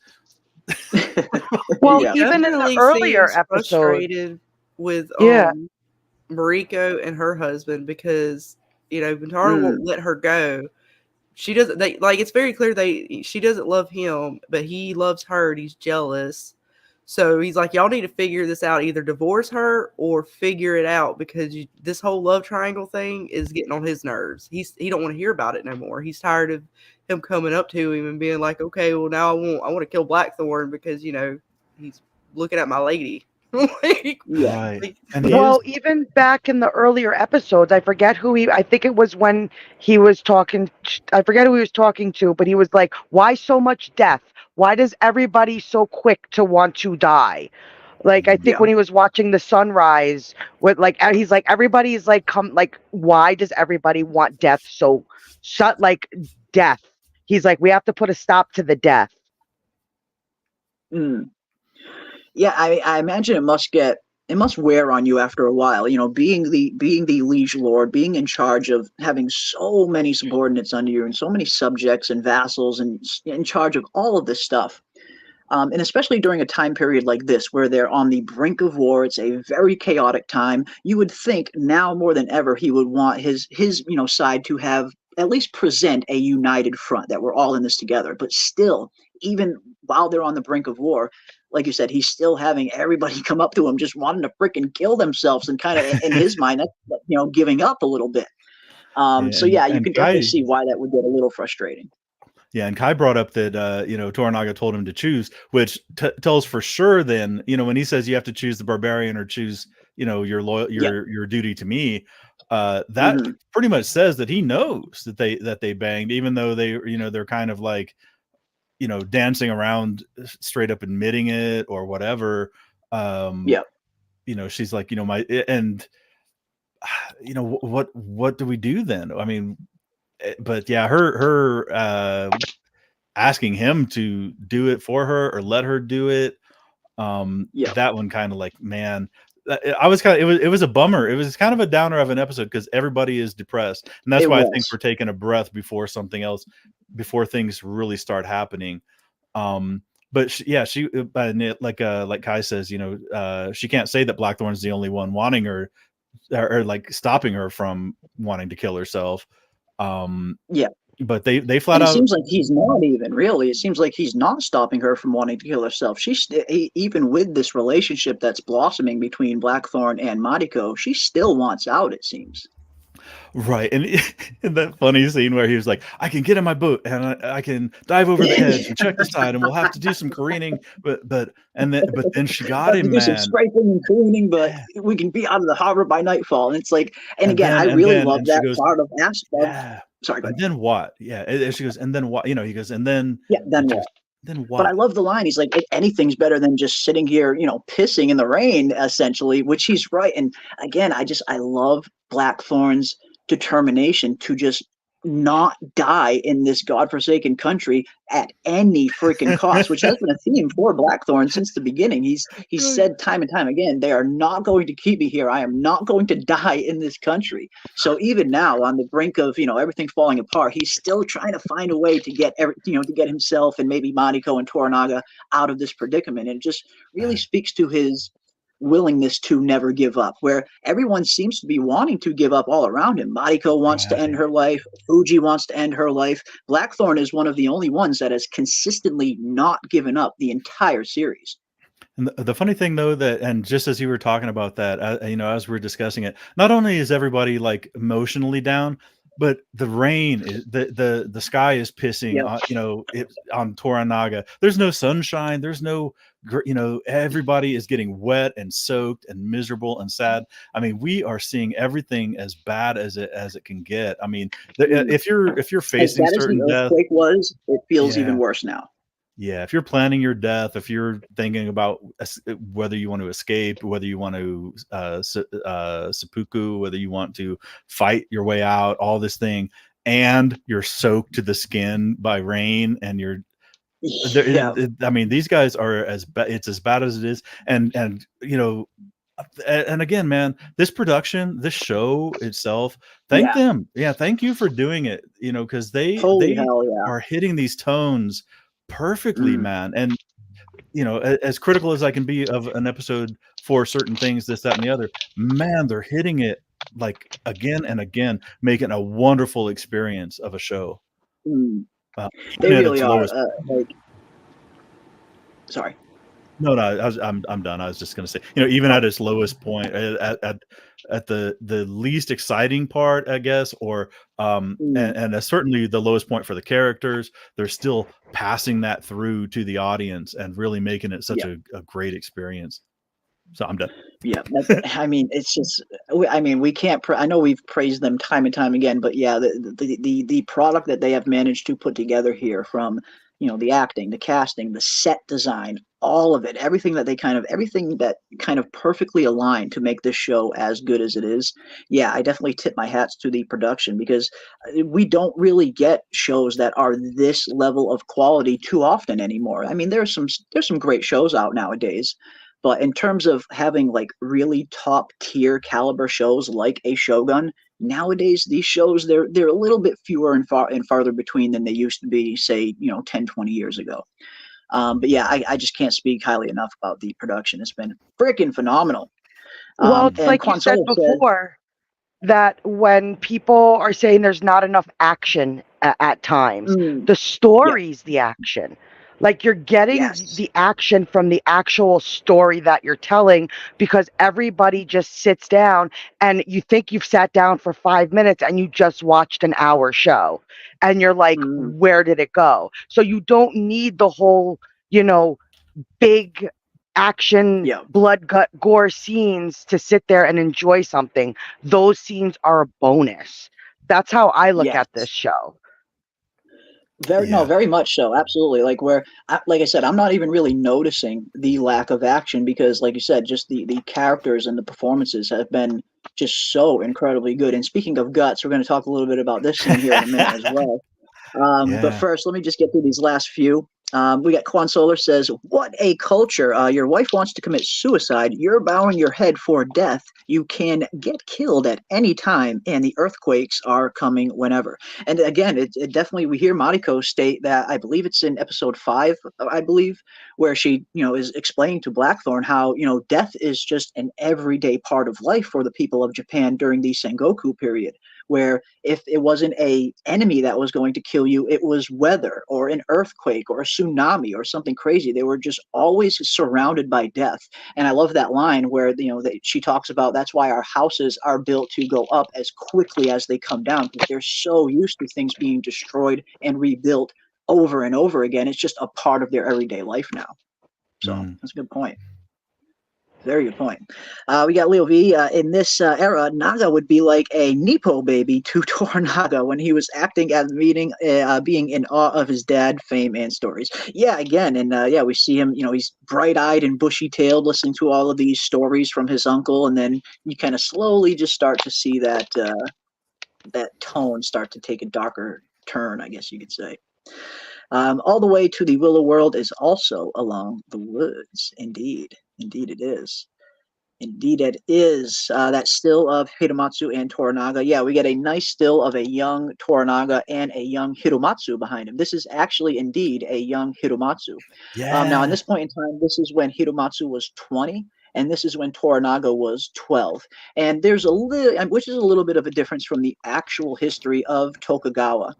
The character that Toranaga is based on, of course, is the real Tokugawa, one of the three great unifiers of Japan, according to history. And in the real history, Tokugawa fights in his very first battle at the age of 17. And then at the age of 20 is when he finds his very first command in battle. So yeah, it's a little bit different here. It's very similar to history, but they kind of just swap the ages a little bit, where instead of having him 17 in his first battle, they have him 12 here in the show. So, but other than that, it's pretty accurate to the real history, him winning his first battle at a very young age, and winning a lot of fame because of it, pretty much. Can anyone clarify if Naga accepted the letter of Seppaku if there's no way of backing out of it once it's in his hand? No, he didn't accept it, and I believe that's part of why Toranaga was like, don't accept it so fast, because he was reaching for it, but I don't believe he ever actually even came in contact with the order that his uncle was trying to hand him, so I don't believe he ever touched it, no. The women are the best, in my opinion. Their acting is top-notch, so subtle, showing they're still controlling everything, especially the OG madam. Yeah, I mean, again, like Gin was just, again, she like you said, Dana, she definitely kind of stole this episode just with the few scenes that she was in. And I really love characters like that, where secondary characters can kind of leave a very profound impact on not only the story, but the audience as a whole. And I feel like the gardener also had a very similar role in that regard as well, where we saw Ishido have very little screen time, very little scenes. He has like 2 lines, but the effect that he has on the episode and on Blackthorne in particular is incredibly profound, that I went away from that episode totally thinking that the gardener was the MVP of that episode. And I think, yeah, like Dana said, Gin definitely has a similar feel in this episode as well, where she just really steals the show. I hated it when Toranaga's brother felt pity for the horse, not his poor brother, which that's very true. Very true. He feels bad for the horse having to ride with Shart on him, and not feeling bad for his brother having to be a hostage. So, good point. Right. That's funny, man. I tell you what, there are so many great, and this is such a great period of time, and like none of us are experts on it. And there are people. What really made me happy today is, we're doing a lot of research and watching a lot of shows about this time period, and there's people that have dedicated a lot of academic effort into learning about it and making great content on YouTube about it. The Shogunate is a great channel. Yes. They'll tell you a lot of great stuff. Metatron is great at debunking stuff. Another great channel. And I just saw one today, and I kind of discounted him. His name is Anthony Cummins. He's a Scottish guy by his accent. I don't really know, but he talks about ninja and all this other stuff. But he said that there's stuff that even he's learning, even now that he's learning, and misconceptions and things that he didn't think about. And it's minutia. I know some guys were talking about how they enjoyed historical minutia and stuff, and how like the one thing that's wrong in this show is in the Edo period, the swords were held more vertical, whereas in the Sengoku period, the swords were held horizontal, kind of like pointing out. And you'll see that our guys in the show in this time period in the show are holding them kind of horizontal as well. And there was like a distinction, like meaning that it was a little more ready for action kind of thing if it was horizontal versus being slung vertically and stuff. But this is that little kind of, if this is the time period is even remotely interesting to you, there's so much great content out there. There's so many great creators who have spent like years. I could never catch up, and actually it was almost daunting to me because there's so much to learn that I didn't want to get started because I knew I'd get bogged down. But people have spent a lot of time on a lot of great content, and you can learn about the Battle of Sekigahara. There was a movie in 2017 about Sekigahara, but it wasn't even realistic. I'm actually working on a massive video right now on the Battle of Sekigahara. I should have it up on the channel within the next week or two, but I'm pouring a lot into this video. I'm researching it as thoroughly as I can. So yeah, definitely be on the lookout. I am going to be dropping a massive Battle of Sekigahara video over the next week or two. Nice. And they still don't know. There's still debate as to whether cannons were even in play in the Battle of Sekigahara. Even there's to this a day, lot you of would think you would know. discrepancies. Yep. Yeah, amazing stuff, guys. But I know I totally got us such a entirely off fascinating track. history, though. But No, I love it. No, that I love kind of going off track, and especially if it's talking about like the real history behind the show, because you know me, and I know you as well. I think a lot of it. I think where Ravener and I are concerned, we love Shogun, but I think the real history behind these characters is even more interesting. At least for me, anyway. I don't want to speak for Ravener, but at least for me, the real history, the real Tokugawa, the real Hideyoshi, the real Oda Nobunaga. These characters are all just they're so interesting and so intriguing once you learn a little bit more about them. Oh yeah, the real Yabashige. I just learned about him today. It was like he had fought against Toranaga. I mean, I'll use the show names. The Yabashige in real life fought against the Toranaga in real life, even though they were allies later. He was a Iko Iki. He was like there was like a set of monks that were rebellious, that they didn't like the social structure. They didn't like the idea of the shogun social structure where the samurai were on top and all this stuff. And these weren't like your grandpa doing tai chi out in the park. These guys were fighters. I mean, but they also weren't the magical the Chinese Buddhist monks that do all the amazing stuff. But they would arm up your merchant class. They would arm up your peasant class, and suddenly you have a peasant rebellion on your hands, and in a place that you thought you were secure. So yeah, man, there's so, and but eventually he was all down for the cause. Even though Yabashige was essentially a samurai in the upper echelons, not quite noble, but he's still a power player. He was down with the Iko Iki cause, which was essentially a peasant-based rebellion type thing. But he came around, and then became a good loyal servant of Toranaga. So it's like, wow, man. Thank you for acknowledging that Yabu is hot. I don't know, dude. He's a great actor, though, man. I love that guy in that show. So good.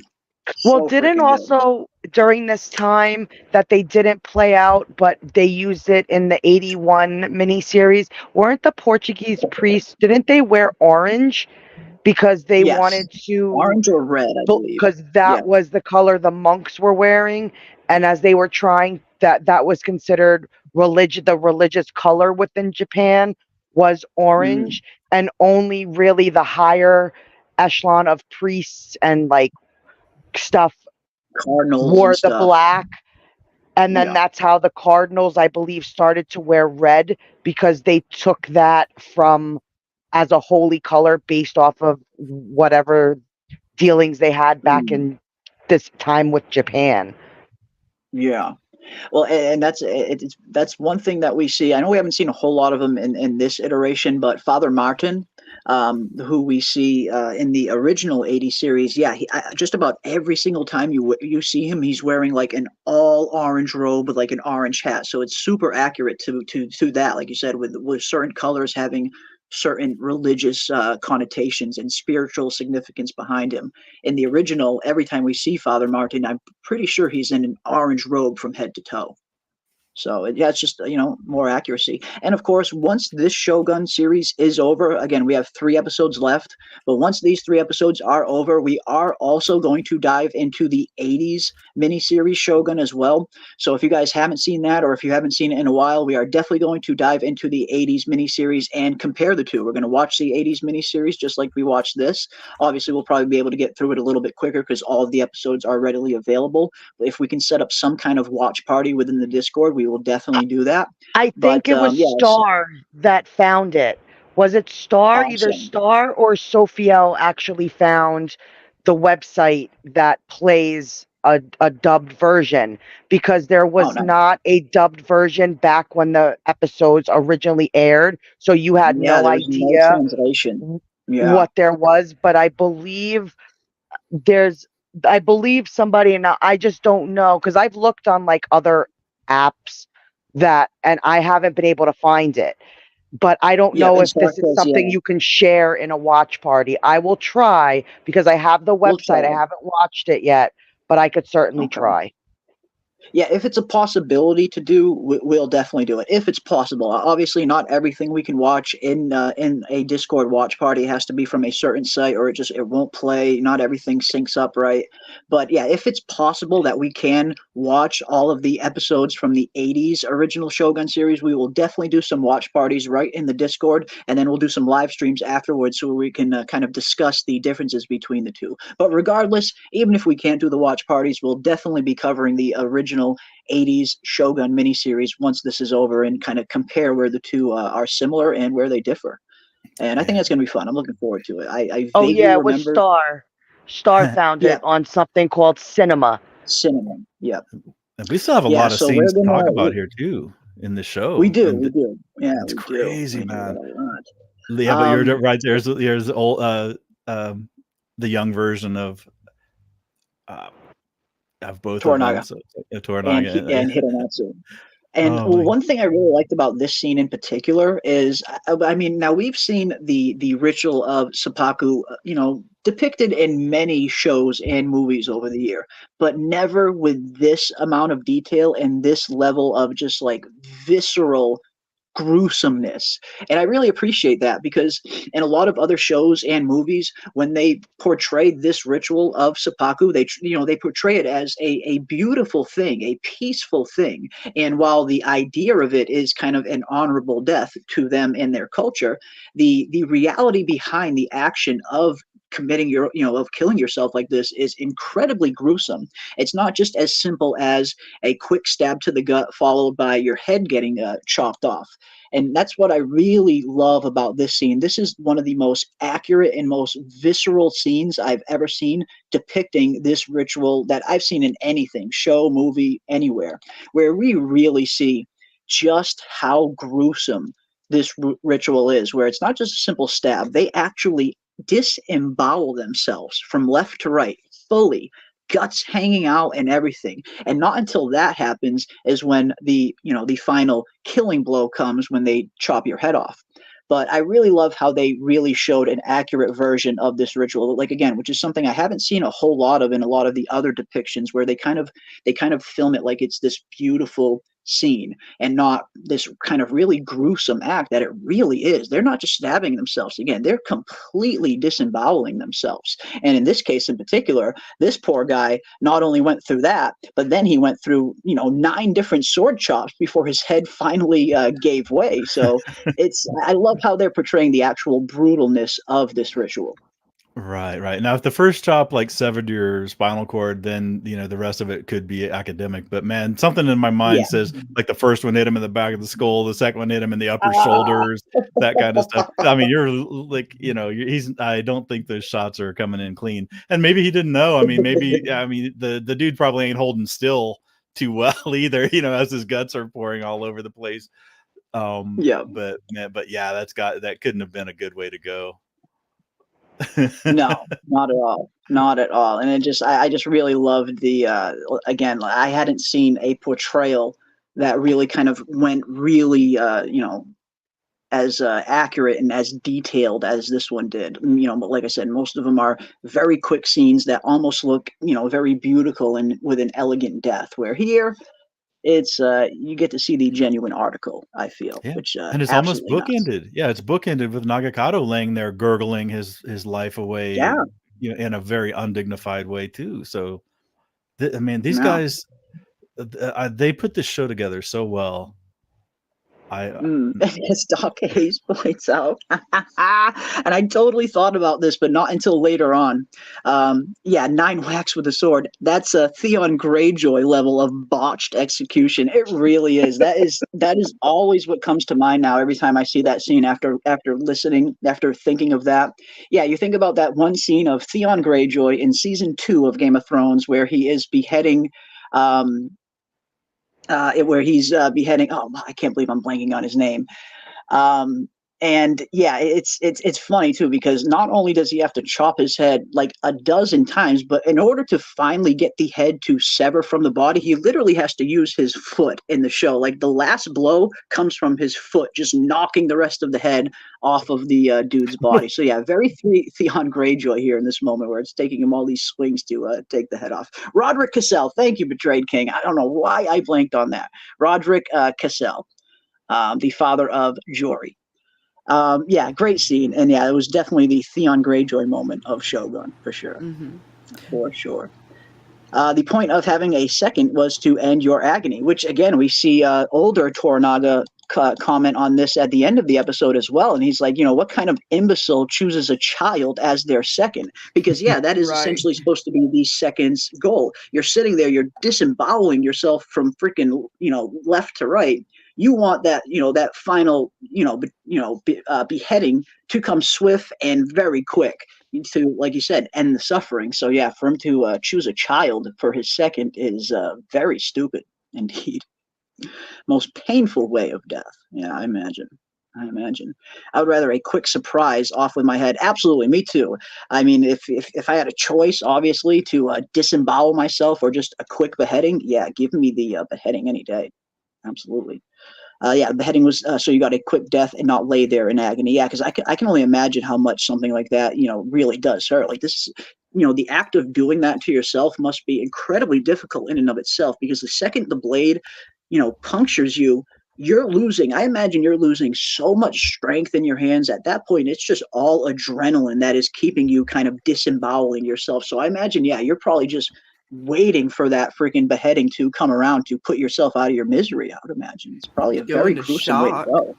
Yeah, that's why you'd pay an executioner big bucks, to get a good one. I mean, another complete non sequitur, but when Henry VIII's second wife, and I can't remember, Anne Boleyn was being she was sentenced. They had sent to France for an executioner, and ironically, it was like the trip would have taken like 14 days round trip, and they had sent for him like before, but her sentence didn't come down till like 13 days or something. So they'd already sent for the executioner before her sentence had come down, kind of thing. They knew that she was gonna, before the executioner was sent for before her trial had occurred, kind of thing. So they knew they were gonna take her head.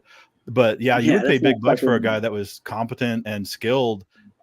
Because boy, you didn't want the other option. And these guys might have been great warriors. They might have been great on a battlefield and might have been able to take a head on the battlefield. And we actually saw the head taking too. We were talking about that on Monday. And then in the very opening scene, we saw people taking heads as trophies in the battle here. But yeah, it's a lot. It's a lot better to take the head as a trophy once the guy's already dead, rather than trying to saw on it while he's still alive. Yeah, a little bit different.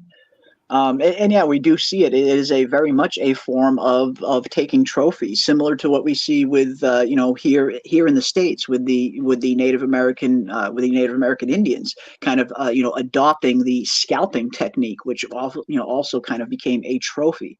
You go on the battlefield and you collect as many scalps as you can, not only as trophies, but you could actually trade them in for money. You could actually sell them back in the day as well. People paid a good price for a fresh scalp back in the day. And it's kind of similar here, where you see all the soldiers kind of collecting their heads for their trophies, so to speak. When Naga came after his uncle, I knew he was dead before the scene was over. I just didn't see how it was going to end for him. Yeah, I had a feeling it was going to be a little bit bad as well. And we have some gifted memberships from, Dana, thank you so much. You do not have to do that. Thank you so much. Dana Marie, the awesome Dana Marie, has gifted not one, but 2 memberships. Thank you so much, Dana, for the gifted memberships. Dr. Deb is now a member, and All This on the Farm is also now a member. Welcome, everybody. So glad to have you guys here. And thank you so much, Dana, for the gifted memberships. You deserve a low and some glitter for that. Whoa! And some glitter as well, for good measure. Hashtag Team Homemade. Hell yeah. There we go. That's all I ask. Everybody remember, homemade is the only way. I got to get a little lasagna emoji for channel members and throw that in there. I'm gonna work on that. I'm gonna work on that. You're I'll gonna get a do the lasagna Stofers and emoji. have like a no, the cross sign. It's the Stouffer's logo. Yeah. No, you guys been Yeah. saying it all night. The chat rules, and Yeah. Chat's you so know good. you've been killing it with your Shogun videos, and it's just been a Thank you. blast. And you know we got over 50 people tonight. This was awesome. It really is. And again, I know how, busy it is during the week for everybody. Everybody's got jobs and lives and kids and stuff. So I really appreciate anybody who takes, even 10 minutes to come and hang out with us and talk some Shogun every week. We love doing these streams. We love the conversation. We will be here every Monday and every Wednesday night. And of course, when House of the Dragon comes around, we are going to be doing the same thing for House of the Dragon. And we will definitely be doing the same thing for From Season 3 when that comes around as well. We have some really good shows to look forward to this year that we'll be covering here on the channel. But again, like I can't echo Dana's sentiments enough, and what Ravener said earlier as well. You guys have it's always so fun getting on here and hanging out with you guys and talking Shogun and dissecting these episodes, dissecting these scenes. And like I said, we're not up here just so you guys can listen to us talk. We want to know what you guys think about the episodes as well. We always want to know, what stood out to you? What did you guys like about the episode? What did you not like about the episode? What did you think maybe could have done a little bit better? We want to know your guys' opinions as well on these things. So thank you so much.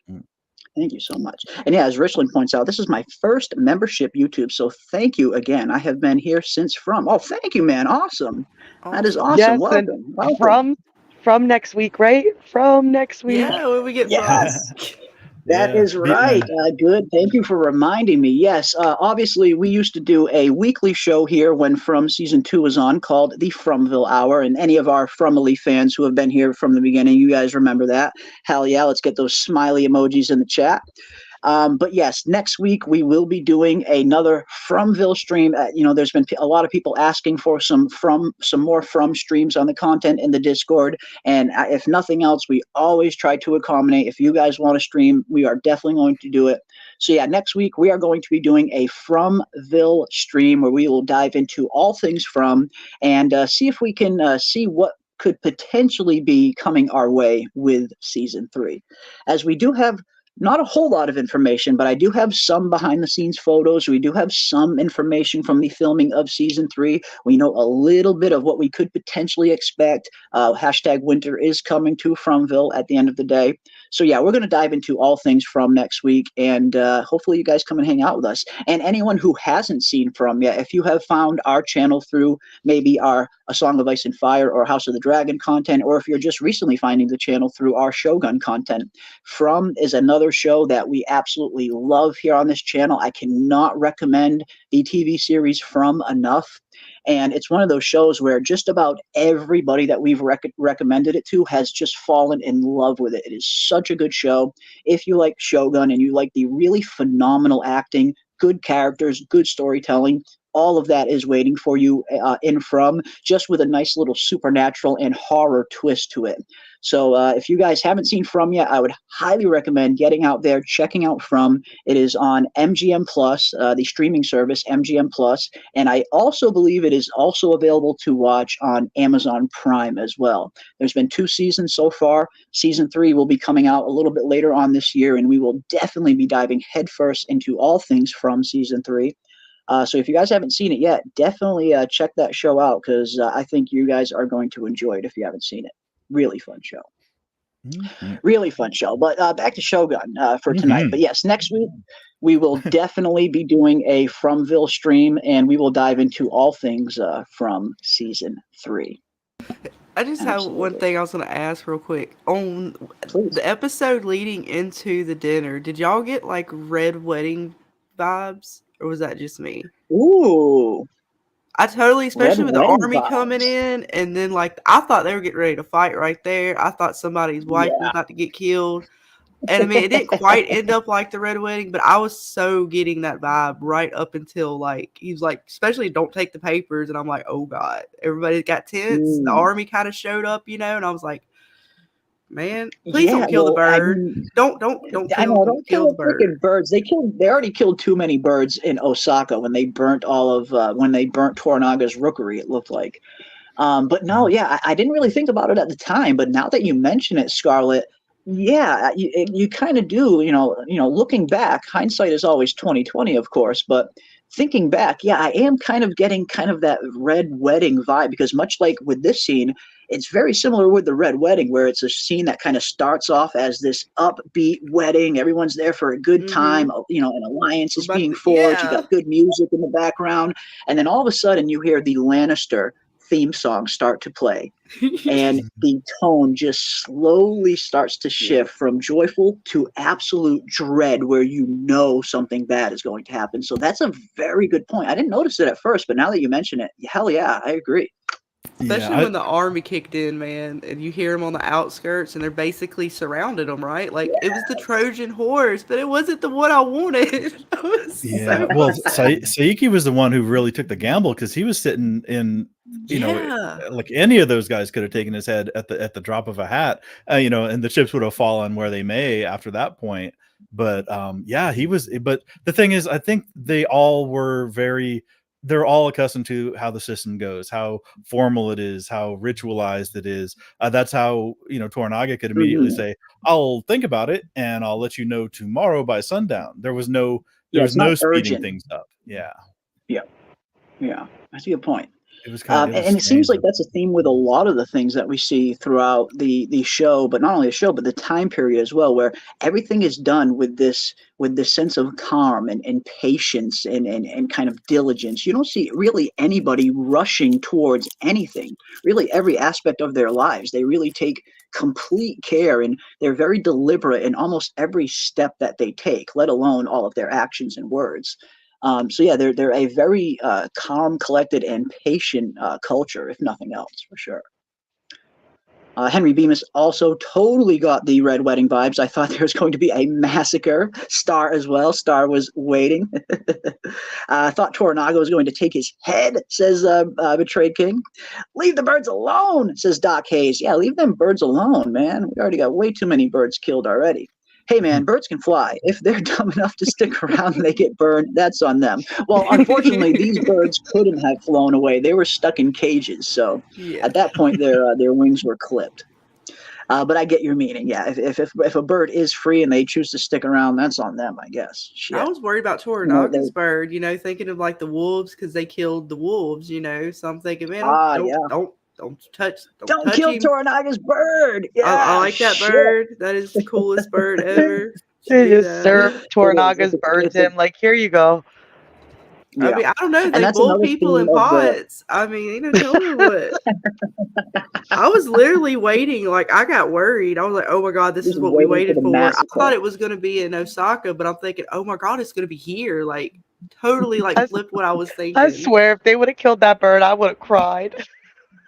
That would have sucked. Been like, I mean, no. And that's a big kind of, I know the show kind of touches on it a little bit, where we get a good amount of scenes with Toranaga and his falcon, but the book goes like way more in depth with like the connection that Toranaga has with his falcon, and how he really compares all humans out there to falcons, which we did get a little bit of that scene on the show as well, but they're much more falcon heavy on the book compared to the show. And it's a very interesting allegory, because we know Toranaga, he's got his little birds everywhere. My little birds are everywhere. Even in the north, they whisper to me the strangest stories. Yeah. When even that the whole episode was named like Broken to the Fist, and you always try to figure out how it relates to the actual episode, how the title does.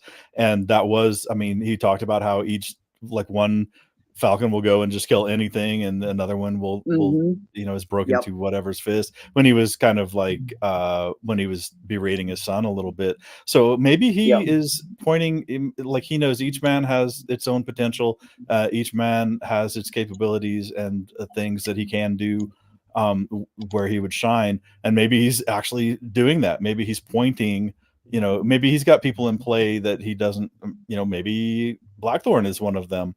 Because now everybody's sitting tight. Like, even as he was offering up his surrender, We saw Yabushige sitting there. We saw everybody sitting there just quietly accepting it. And that's what Blackthorne, talked about a silent smothering or whatever, a quiet smothering. Yep. But the one thing that didn't that kind of shook me a little bit, and it's one thing if they're doing something like publicly, like if Toranaga was showing his doubts publicly, just to kind of like put on a show as like a distraction or a deflection that he does have everything figured out, and he had that good scene with Gen, which was nice and everything. But when he went to the shrine and flipped the coin up onto the coin or onto the bar of the shrine, that would have been good luck. So but it was almost two things. It was one saying, I need some luck here, but then when he looked at it on the ground, he's like, all right, I'm not going to get any divine, I'm not going to expect or look for any divine help here. Yeah, I'm on my own, 100% on my own. So that almost like for him, it closed it. Everybody's talking about, well, not everybody, but I know Yabushige was talking about how his options closed when he got his messenger's head back in the basket. This is almost a door closing for Toranaga as well. He he basically closed the door on expecting any kind of divine intervention or anything not of his own doing, any kind of help outside of his own doing. So it's and this scene has some even like deeper significance as well. And again, as Michael Lockhart brings it up, which I totally agree with, which is why I try to say it every week. If you guys aren't watching the podcasts that come along with these episodes, definitely check them out. Every week after an episode drops on Hulu, the FX YouTube channel will drop the official Shogun podcast. They're usually around 20, 30 minutes long, not crazy long, but they're really interesting. They go much more in-depth on some of the episodes. They explain some of the symbolism of certain things, some of the themes, some of the themes weaved in and out of the episode. For this episode in particular, they talk about the scene between Gin and Toranaga and how her proposal essentially ends up leading to what we know as the modern day geisha girls in Japan. But we also hear a little bit about this scene as well. And apparently this scene was very specific, where the director of this episode in particular used to have one of these where he used to grow up, and where he is from. What Toranaga does right here with the coin, as Ravener said, this is a sign. This is how you kind of test your luck. You flip a coin up on top of this thing, and if it lands and stays up there, you have good luck. If it doesn't stay up there, your luck maybe isn't looking as good. So yeah, I really love how the podcast kind of dives deeper into some of the symbolism behind some of the things that we see here in the show, where if you're only watching the show, you might miss little details like this unless you already know the history and the significance behind the coin. Unless you already know the history behind the geisha girls and Gin. It's little things like that you can kind of miss out on if you're not watching the podcast. So I would definitely recommend to everybody, check out the podcast after every episode. If you have a chance, like I said, they're only 20, 30 minutes long. You can kind of listen to it in the background at work or on a lunch break or something. I kind of listen to them at night right before I'm falling asleep. And again, they just give you some really good insights into the episode. And I thought that was a really cool one for this, where it was, this isn't in the book. This is something that the director of this episode specifically, it's his own personal experience, how him and, kids his age, when they were kids, they would go and they would try to flip coins onto it to test their luck, essentially. So I love that they are kind of weaving real world history, and they're kind of letting the director have that kind of creative freedom to put that in the episode at all. I guess apparently he mentioned that idea, and it sounds like the writers and the producers and Hiroyuki himself really liked the idea, so they kind of just impromptu threw it into the show, which is really cool. It's just a neat little tidbit that you learn watching the podcasts. So yeah, good stuff. Good stuff, guys. Let's see what else we got here. Saki thinks he's won. Toranaga bought a day by saying his response is on the sundown the following day. If he was doing solid game, he would have wanted the reply earlier so they can travel. Interesting. Yeah, I mean, it's again, you kind of see there isn't a whole lot of urgency there. Once the order gets presented to Toranaga, there isn't a whole lot of urgency there. Like you said, Toranaga takes his sweet old time and says, I'll give you my answer in a day or two, pal. You can sit and wait until I give it to you. And that's it. It kind of doesn't get pressed any further than that. So very interesting. Right. Yeah, and I'm talking to Kai in the chat about that too, though. But the thing is, I mean, Toranaga was wanting to do the negotiations the next day, and Saiki was very insistent. Yeah. Well, why not do it now? Why not do it tonight? And that's when all those notes were delivered and everything. So he got his whatever. Yeah, he got his kind of like speed up, or let's get to it kind of thing. Because what we didn't really know though, right? Because we just thought, because right up to this point, Saiki was a good time guy. He was just kind of like carefree, fun loving, whatever. We thought he was just a little impatient too. Why put off to tomorrow what we can do today? Let's the impatient younger brother is what it kind of comes off as at first. Yeah, and for us, we're thinking, well, yeah, he just wants to solidify this agreement and then when he broached the topic of taking Izu, which is, I know, you see Yabushigi's face. Yeah, he's like, oh, excuse me. Yeah, like, what? That was what was crazy. Shit? Hell no. Yeah. So, but no, I mean, Kai's got his finger on the pulse, man. He knows what's going on in this show, so that's super cool. And that's a good point too. About, I mean, I thought, why would he flip the coin? And there was actually a mention in a previous episode about when what's his name was talking about making a run or something. When I think Nagakato was talking about making a run or something, they said he's got Saiki's got his guys all over this mountain, eyes all over the mountain or whatever. So maybe that shrine scene was purely just for show, really, really selling it. It was flipping a coin, so maybe there was nothing to it, but he was going to do it anyway just to see. Yeah. Maybe. Yeah, just kind of, even if there's nothing behind it, just a quick little test of the luck kind of thing. Let's see where my luck lies, just for happenstance, even if it doesn't lead to anything. That's a good point. We still eat our fortune cookies at the end of Panda Express. This is true. It's true. That's the thing though with Toranaga though, like we can't read him. That's what is so good about him, because we don't know how much of this is actually worrisome to him and how much is just planned. Because even like the madam said, she feels like this is all planned, but I don't know, is it? Like, because there's parts where I do feel like he's worried, but then it's like he's still being chill. But man, that paper came to his son, and he really quickly was like, nah, that was personal. The paper you gave me is like, okay, I've got a plan for that. Maybe that's fine. We got a day. But my son's not touching this other paper. No. Yeah.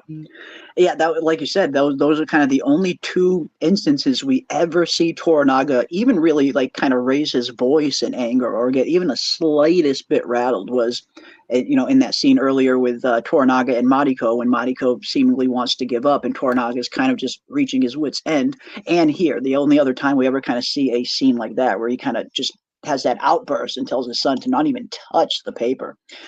Which is funny too, because not only is Ishido wanting Toranaga to come to Osaka and bend the knee, as it were, but he is also giving an order of seppuku to his son for the murder of Jozen, which I mean, I had a feeling something was going to come down on that regard at some point. We see Toranaga's son pretty much kick this whole conflict off and take it from a political struggle to, actual on the brink of warfare. And that's pretty much all thanks to him killing Jozen. So Ishido doesn't just want Toranaga; he wants him as well. But unfortunately, The Rock got him first. The Rock got him first. Also, remember episode 5, Toranaga knew about Omi manipulating his son even before he talked to anyone. He has a working relationship with Gin's tea house. We definitely see that. And again, speaking of Omi, we see a little bit of Omi in this episode as well. Not only do we get that scene between Gin and Omi early on, where Gin is kind of spilling the beans and letting Omi know that there might be a little something between Blackthorne and Mariko. And again, it just really goes back to the intuition and how smart Gin is and how observant she is, where she had literally just, it seems like only one meeting with Blackthorne and Mariko, and just from that one meeting alone, she was able to kind of suss out that there was something a little bit more going on there between the two.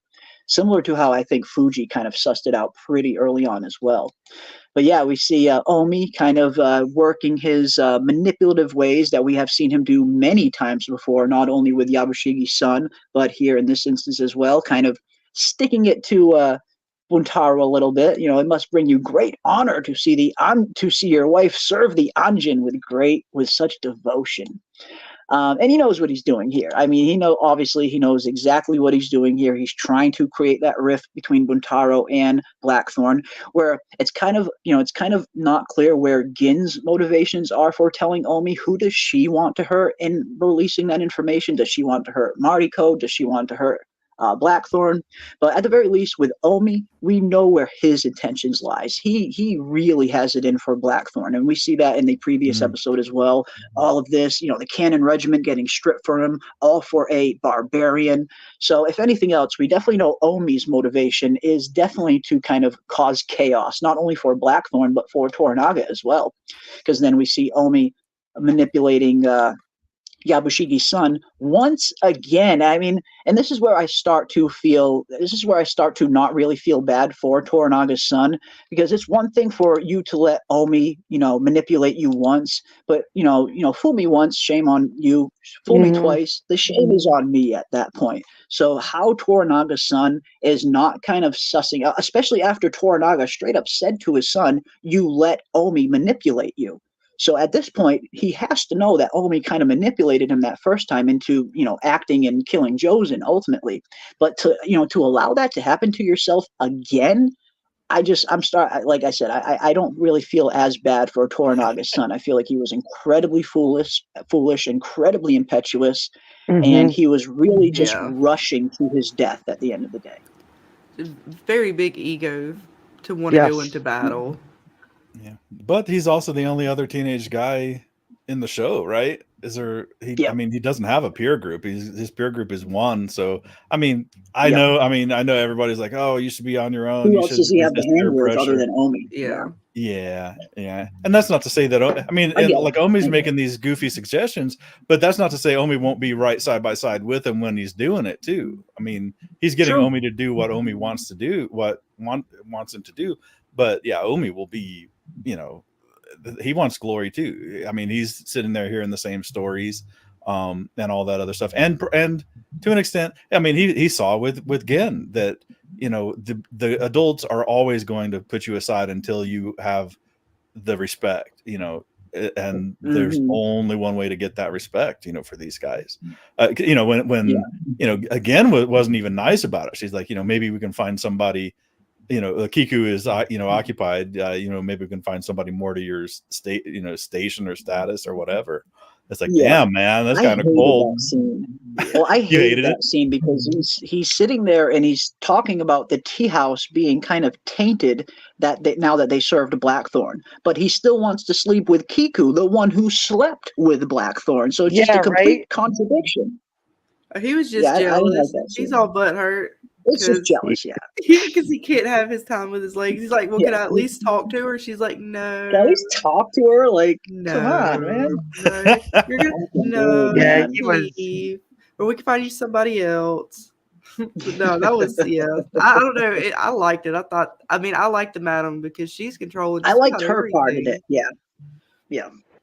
I did like her part. I want to know how much of Toranaga's son with Omi and then the ladies of the tea house had to do with the ending, because man, the lady helped him out, Kiku or whatever. She's always part of these weird plans between the three of them.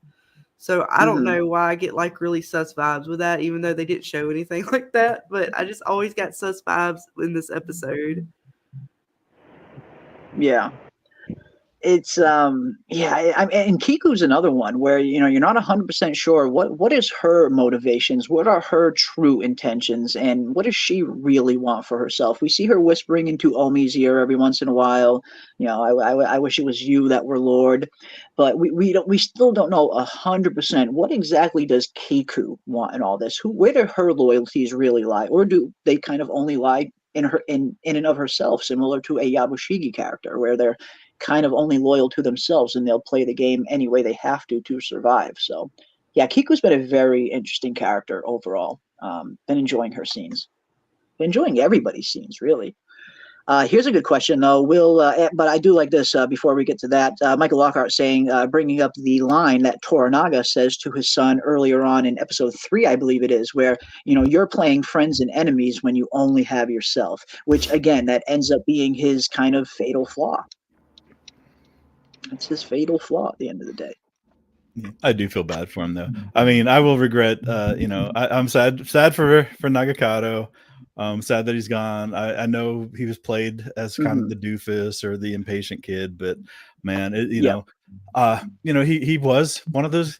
He was a good character because he spurred the plot forward. He did things, when everybody else is playing, playing chess. Nagakato's playing yard darts. Yeah, everyone's playing 3D chess. He's out there playing king v checkers. He's playing cornhole. It'll be a shame. Let's just throw the bean bag and see if it just happens to go in one of the holes. Let's see if it goes in the hole. Yeah, let's see if we're lucky tonight. Meanwhile, bean bags are going like all the way left, all the way right past the fucking thing. Like he's nowhere near the board at all. Right. Yeah. Yeah. And the thing is, what will happen though? Will Toranaga lose it? I mean, with the loss of his son, did he have? Yes. I mean, will he lose it like emotionally? Will he act uncharacteristically emotional? In some way or another? Did he have another plan for Nagakato that Nagakato just wasn't patient enough to wait for? But the thing is, he himself is a little bit to blame, because if he's got these great plans, but he's keeping it all to his chest, he knows Nagakato is impatient. You can't, and he might have been teaching him impatience, and just. But then again, how did Toranaga not know that Nagakato was going to the tea house? That's what I'm saying. Like, who was all involved on that plan? Because were the ladies involved, or did he just come in? Yeah, he had like a little army with him. He wasn't by himself. He had fellow samurai and soldiers with them to take out all of Sakai's men. So he clearly wasn't going there alone. And his regiment was taken away, right? He didn't have any more troops under him. He was stripped of his command of the cannon regiment. So is this like a rogue group of men who were like scared because they're all like the impending doom? Because I mean, once Toranaga goes over there, if they don't do something, they're all mostly. He said, over half of them are going to die, or God knows. Yeah, we hear Mariko say over half of them are going to commit seppuku just out of loyalty to Toranaga in and of itself. And that's why we kind of see that one scene from Buntaro where Buntaro feels like, he feels like death is near. He feels like they're all going to die pretty soon. So before I die, give me the permission to take Blackthorne's head, pretty much, because they all kind of sense the impending doom that is coming around the corner. Because if Toranaga dies, they're all going to go as well, either by seppuku or by execution, I would imagine. Blackthorne's like, can I please get my ship? Can we please do something? Can we just get on the ship and get out of here already? Come on, fuck all this noise. Let me do something. Let me do something. And even though Omi, again denied Omi being able to talk to Kiku, the one person we know was in on it was Kiku, right? She booked out of there. She clearly set that up. So that's what I'm saying. Her, Omi, and Toranaga's son, those three, it always ends bad for Toranaga's son, but those three are always involved in his mishaps. Like the three of them, it's just so weird. That's why I'm like, there's something to it, man. Where did all these guys come from? Like that were fighting with him. Yeah, there's questions there. I need answers. Interesting stuff all around. Again, there's always some intriguing stuff happening in this episode, in these episodes. Let me catch up here real quick. We got some awesome stuff in the chat. Will Miraji take up his samurai duties for Crimson Sky, and will Yabu/Omi take notice? Yeah, there's an interesting. I mean, we heard that revealed a few episodes ago, where Toranaga's spy within the village, Muraji, isn't just a lowly, peasant fisherman. That he's actually one of Toranaga's prized samurai. So, are we going to see him enter the fray at any point in time? I imagine we might see something from Muraji at some point, maybe. I imagine. And he can't be his only spy. He's got to have other spies. Got to. Someone like Toranaga, I imagine he's got to have multiple. They were throwing bait at Omi. Remember, he got manipulated to having ambitions to being Lord himself. Yeah, when Kiku was whispering in Omi's ear. Yeah. Everything Gin says to Omi is for effect. Not being able to see Kiku suggests someone else. Yeah, maybe it is. Yeah, Gin she definitely seems very, cold and calculating, and she doesn't seem to say anything without a reason behind it. So that's a good point. He put down Jozen. I didn't count him out until he was gone. He had Sake dead to rights. He did. He had him there for a minute.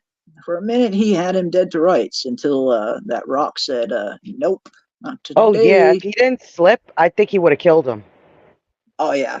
I don't see how he would have not. I mean, yeah, that slip saved his ass at the end of the day and killed him, unfortunately. Does anyone think that Blackthorne knows what Toranaga's plan is?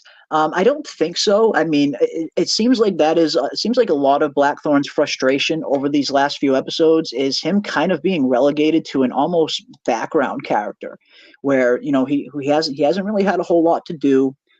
He hasn't been as kind of vital to the plot over these last few episodes, and Toranaga seemingly doesn't seem to be sharing any of his plans for Blackthorne with him. Like, Blackthorne just wants to know, what is my role going to be in this upcoming Crimson Sky thing? Do you want me to lead the naval forces? Am I going to be in charge of the cannon?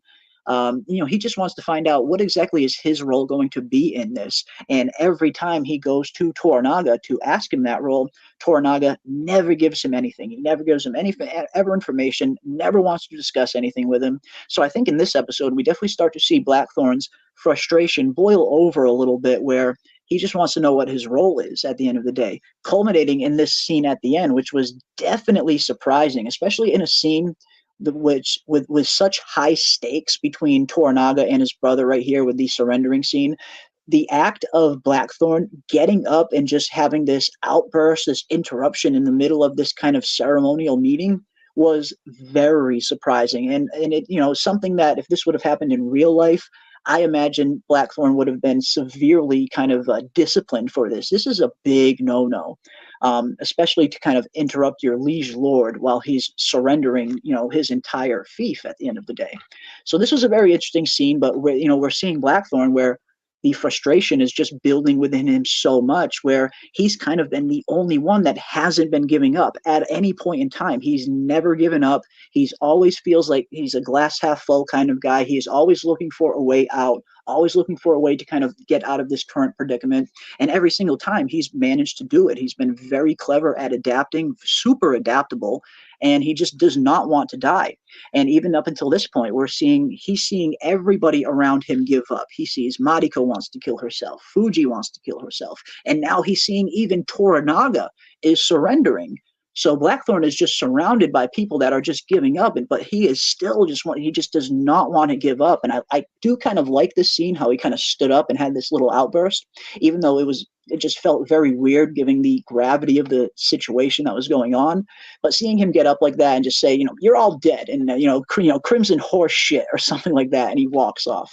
We're seeing the frustration. I really thought he was gonna body him in that moment. I really thought he was gonna do, I was just waiting. I was so shocked that he didn't. I really thought Blackthorne was gonna just be like, fuck this shit, chop his head off, blow his head up. I don't know why, but he got up and I was like, oh, he's about to be like real gangster right now. Okay. One cool thing though, the chat threw out there was, and this is a while back, that when Blackthorne got up, he addressed Yabashige and his son. Yeah, the only two people who had cannon regiment training. Yep. Or who had control. I mean, who had basically had been in control of the cannon regiment. Is there significance to that? I mean, is there coded messaging going on? I know they also mentioned that maybe Gin had offered access to the assassins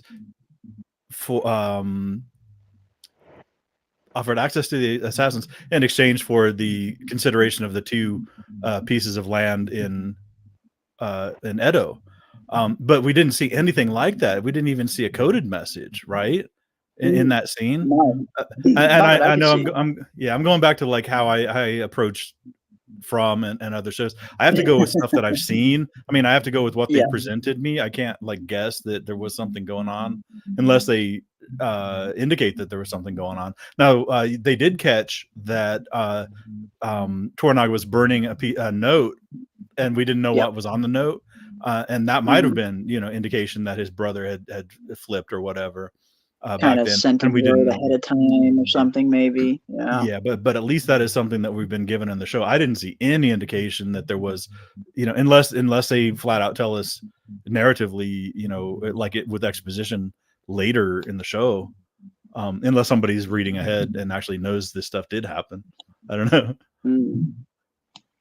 Yeah, it's it certainly wasn't any obvious indication of any kind of secondary motives going on there. It was very interesting seeing Toranaga burn the message there, though, and that definitely kind of adds to the possibility of, could this potentially kind of all be part of his plan? I mean, and also it's kind of reinforced by the fact of Gin kind of calling out Toranaga also in the very same episode, saying that it's kind of unlikely for someone that is as smart of a tactician as the great Toranaga to leave his cavalry and just completely open like that to attack. And it's just a very foolish mistake that someone of Toranaga's caliber probably wouldn't make. So there's definitely some red flags there that are pointing to maybe there's a little bit more going on here behind the scenes than we're seeing. Okay, and Kai makes a point. Yeah, there's no way that Gin would ask for land unless there was any benefit to Toranaga, who looked screwed at that time. So yeah, I guess that's true. I mean, she was definitely more optimistic about his future than he was at that time. So that's a good guess. Yeah, that is a good guess. Absolutely. I'd like to see it happen. I'd like to see that come to fruition. They've got 3 episodes, man. That's the other thing, man. With the 10 episode show, they've got 3 episodes to fit everything. But I tell you what, they're fitting a lot in. I mean, they're touching on each different character, and yes, we're noticing that some characters aren't getting any screen time like in some episodes, but the ones, I mean, every scene is just like, wow, so cool, and they are pushing something forward. Everything has value, from the grandpa scene with Fuji on through to the and even what Nagakata was saying to Fuji during her training with the Naginata. And he was, I don't know, it seemed to me like he was a little ham-handed, like bringing up your dead husband and your son. It's like, God damn, man, you don't want to just say it. Come on. Michael Lockhart says only people that Toranaga trusts are Hiromatsu and Blackthorne. Those are the only ones he knows are loyal. Yeah, I mean, everybody else around him, I totally understand him thinking that, even Mariko to a certain extent, everybody has an ulterior motive. With like even Mariko, she has her own ulterior motive as well, where she ultimately wants to kill herself, a permission that she has been denied every year.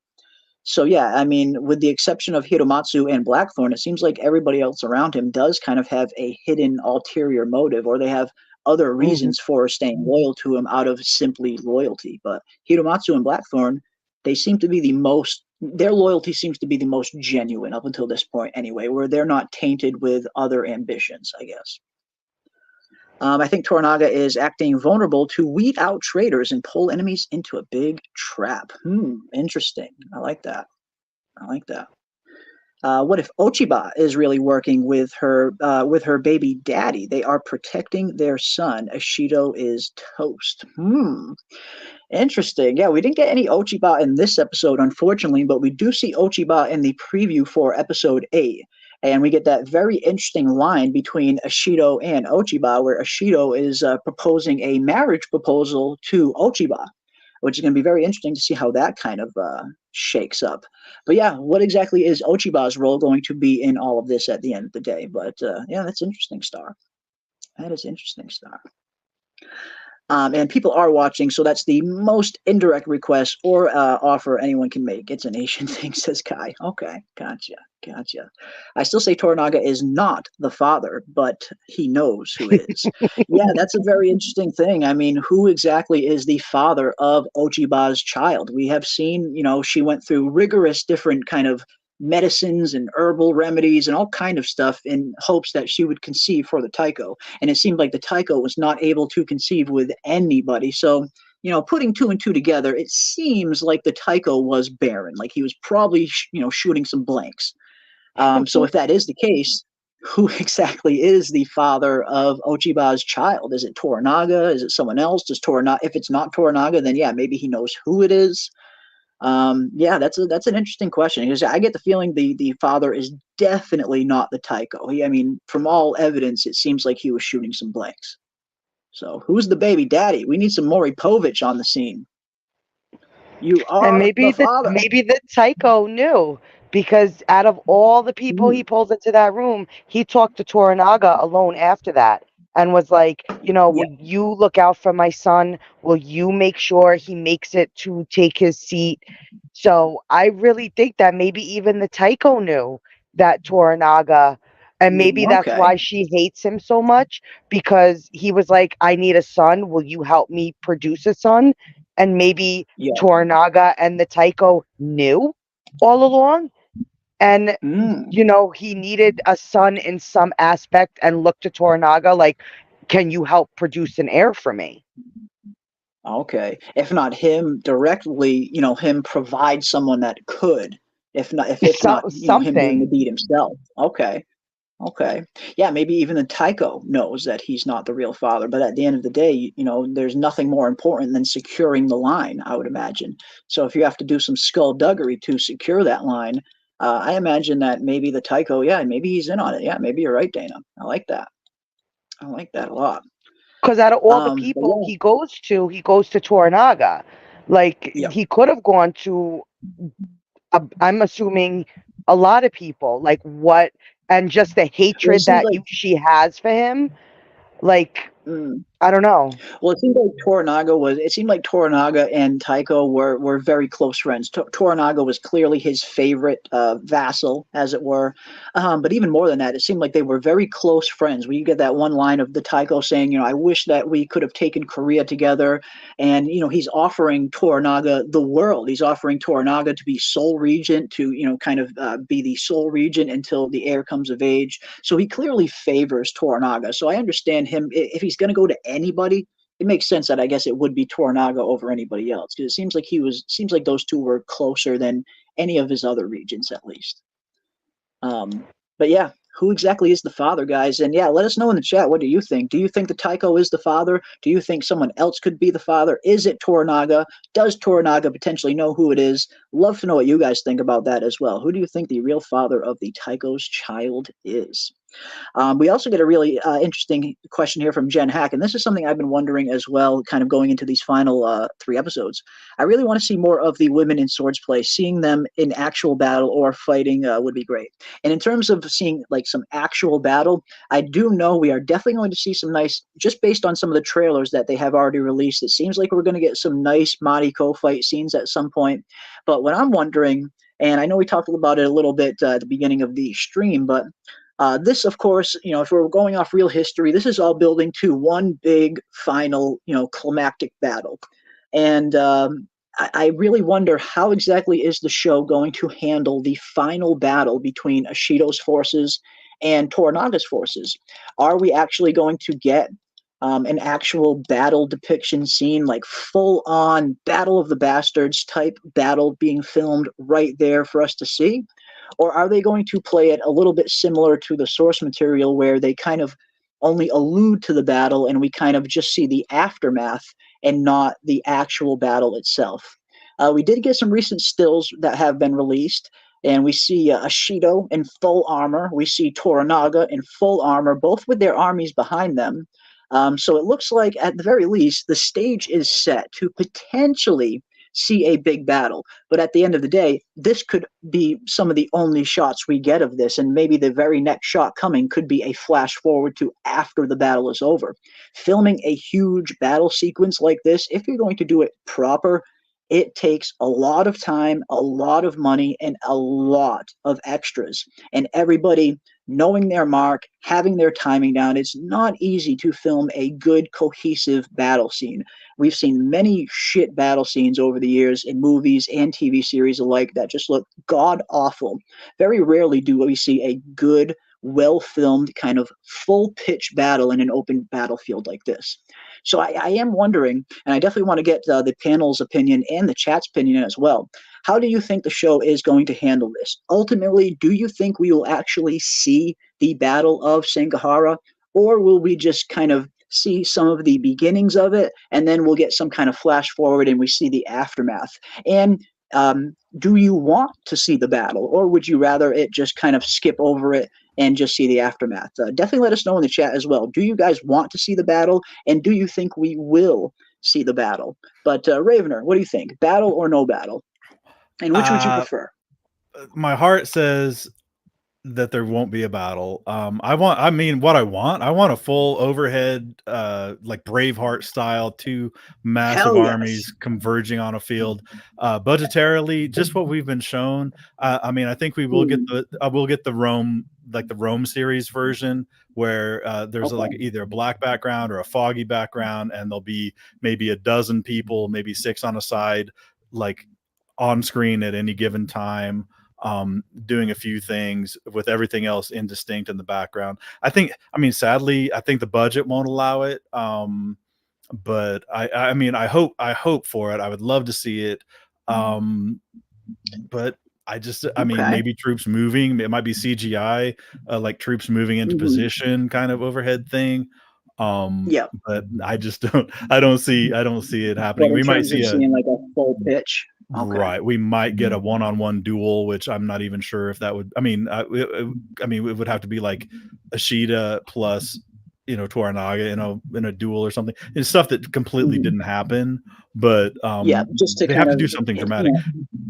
Unless, like you were saying, the worst case scenario is they just be like, oh.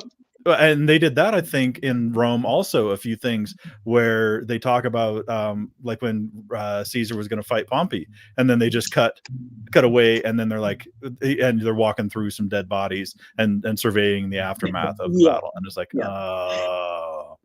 And that's exactly what Game of Thrones did in their early seasons as well. If you look to the earlier seasons of Game of Thrones, towards the end of season 2, we finally got our look at our first battle with the Battle of Blackwater, which was just beautifully filmed. But a lot of the battles in the first 3 seasons we don't actually see. We see the beginning of it, and then we see the aftermath, like Robb Stark, the Battle of Whispering Woods, when he captures Jaime Lannister at the beginning of season 1. We see the aftermath of the battle, them kind of riding away, meeting up with Catelyn, already having Jaime in custody. Then we see another battle of Robb Stark's forces where we see the beginning. We see Robb's wolf kind of take out one of the sentries. We see Robb on horseback with his army marching towards, and then boom, we get a flashback to after the battle is over, and there's just dead bodies everywhere. Similar to the battle that Tyrion was in season 1, where he famously gets knocked out by one of his own men's hammer right at the beginning of the battle. And next thing you know, the battle's over, and we're just seeing the aftermath. So it is, it's a popular form of storytelling, and it's done that way because filming a full pitch battle scene, again, like Ravener said, it's difficult. Like, it is really, as much as I would want to see a full pitch battle scene, I'm kind of in line with you, Ravener. I want to see the battle, but I get the feeling we might not. I get the feeling we might not actually see it. But what about you, Scarlett? Do you think we will see the battle, and do you want to see the battle? Well, I think, definitely want to see the battle, but what we're going to see of it, I'm not exactly sure. I would think with them talking about the archers and the cannons that they would give us something of that. And then some cannon action or something, maybe. Okay. Yeah, maybe some overheads of the archers, showing just a little bit of that kind of stuff. But maybe they could give us a little bit of one-on-one action, kind of how Ravener was saying it. You don't really see too much, but you maybe see a little bit like they did in like Troy and stuff like that. But I don't know. I would hope for the best, but yeah, just with what they've given us, it's probably not going to be as much as we would like. Yeah. What about you, Dana? Battle or no battle? Oh, I want a Shogun Battle of the Bastards. Like, I would love to see a Shogun's full-on battle and see what these samurais have and, like, get that fulfilling moment. Will they?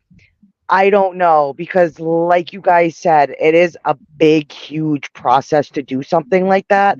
But if any show can pull it off, I really think this show could. Just because look at what they've given us so far. If a show can do all this without a battle scene, I could only imagine what they could do with a battle scene, especially giving us so much buildup and so much story to that to deny us of some kind of satisfaction. I don't think that they're going to do that to us. Now, is it going to be as big as Battle of the Bastards? Probably not. But I would like to see something. Just give me a taste of whether it be Blackthorne on his ship and he's just blowing people up with a cannon and something like any. Just I want something. Even though I won't be upset if it doesn't happen this way, because the show was so good that it can't even disappoint me if it doesn't. But I would love to get that like moment where I'm standing up as I'm watching TV and I'm like, yes. This is oh my god, yes. I finally get that moment where it's like it's my throwing the football, touch it down, like my team, go.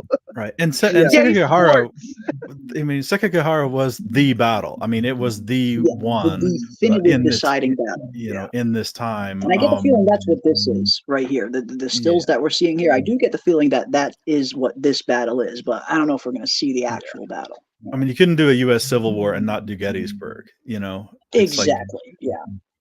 There's a lot of stuff going on, but there is one that if you focus on one, you have to focus on that one.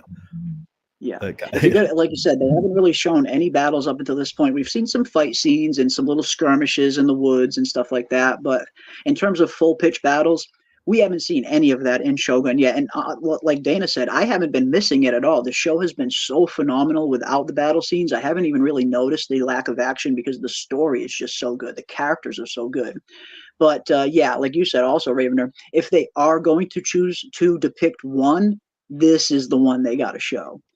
And Doc Hayes doesn't think that we'll actually see the battle, but it would be cool, though. Star would also be okay with that as well. Betray King says Vancouver is in Canada, and everyone knows Canadians are incapable of violence. They were not allowed to shoot it. That's pretty funny. That is pretty funny. Star says, skip over it. Show me more of Yabu. There you go. Budget was $25 million plus for the series. We be getting a battle. Yeah, I mean, the budget was absolutely astronomical. And in comparison to that, House of the Dragon Season 1 only cost around $200 million to film. So this costs even more than House of the Dragon Season 1 cost to film. And anyone who knows anything about filming, the CGI behind bringing those dragons to life on House of the Dragon is hands down the most expensive aspect of filming that show. So if a show like House of the Dragon can do all of the dragons as well as they did in Season 1 on a budget of $200 million and have all of the sets look absolutely phenomenal, if they're spending $250+ million on Shogun, they definitely at least have the budget to show the battle if they wanted to. So that's a very good point, Rooftop Korean. Very good point. Right. Anyone else like Kingdom?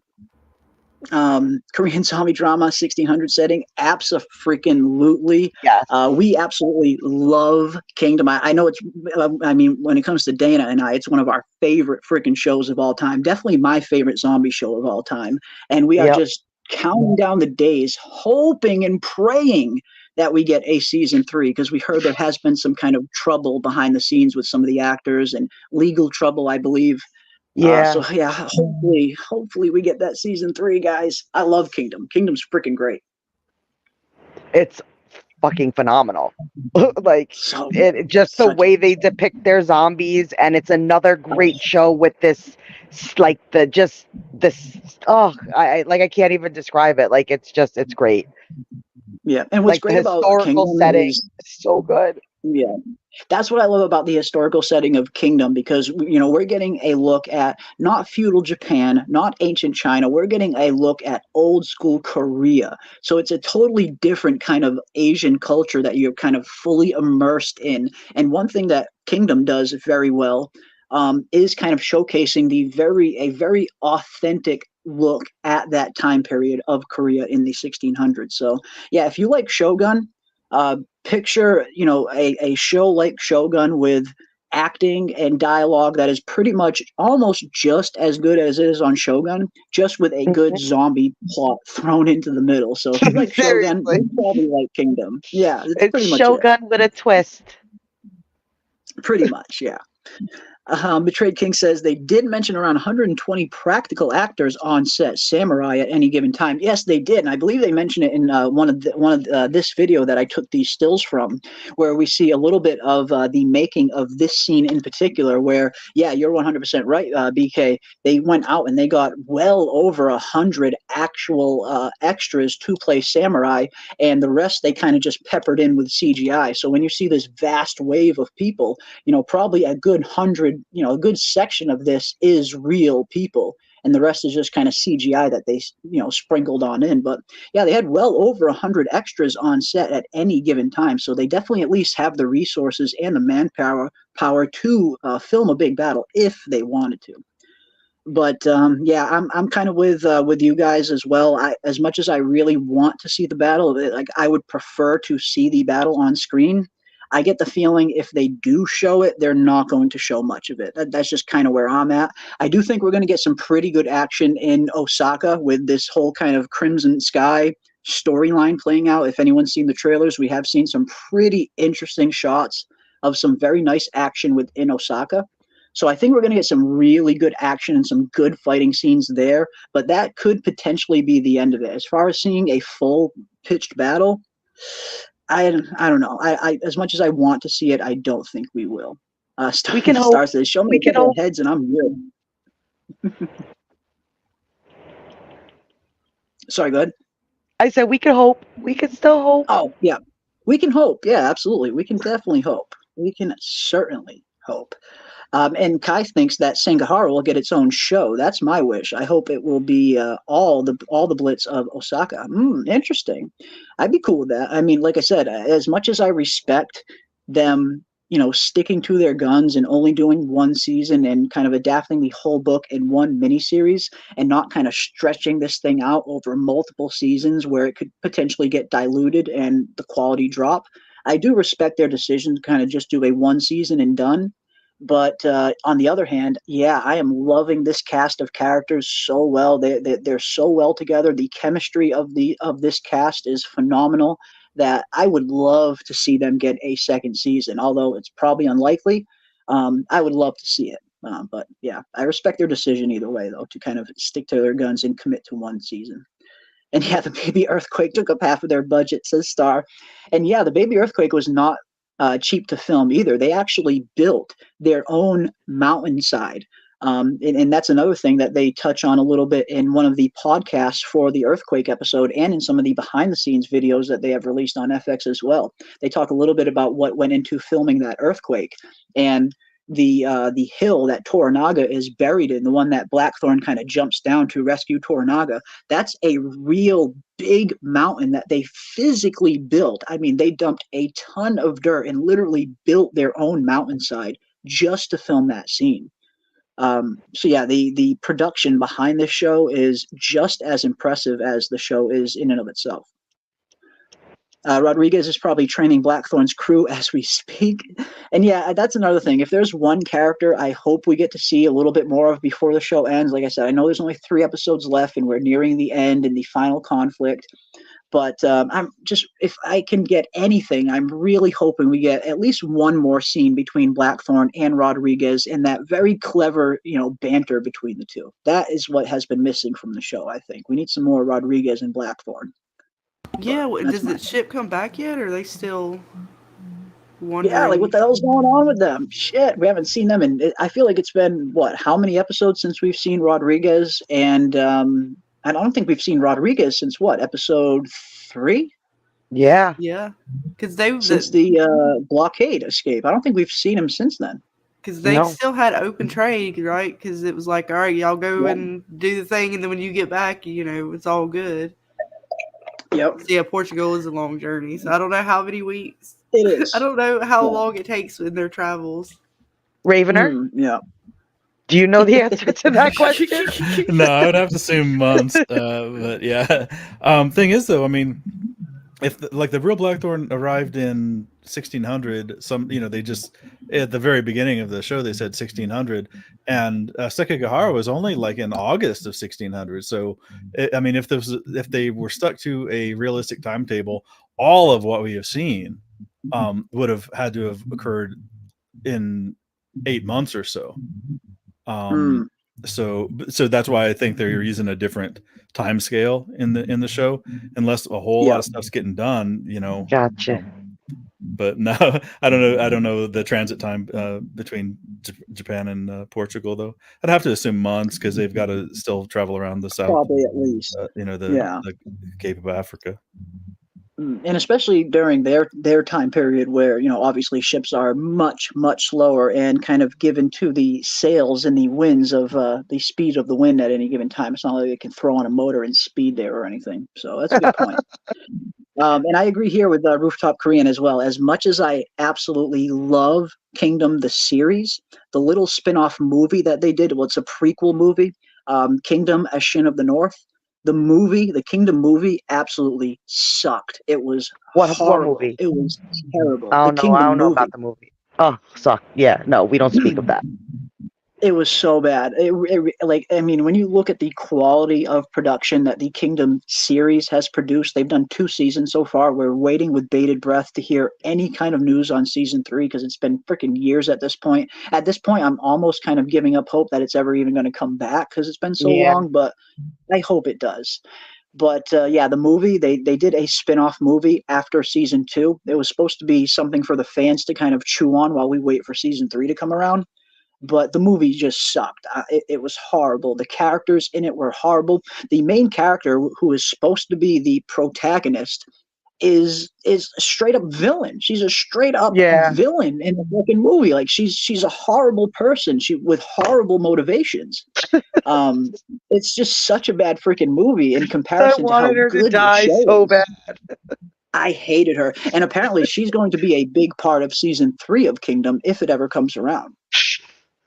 Yeah, I was worried about that. Horrible.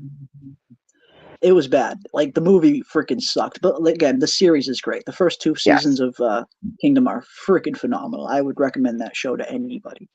Yes. Does anyone else think that the costuming was influenced by Game of Thrones? There are a couple of times where they incorporate fur into the samurai armor.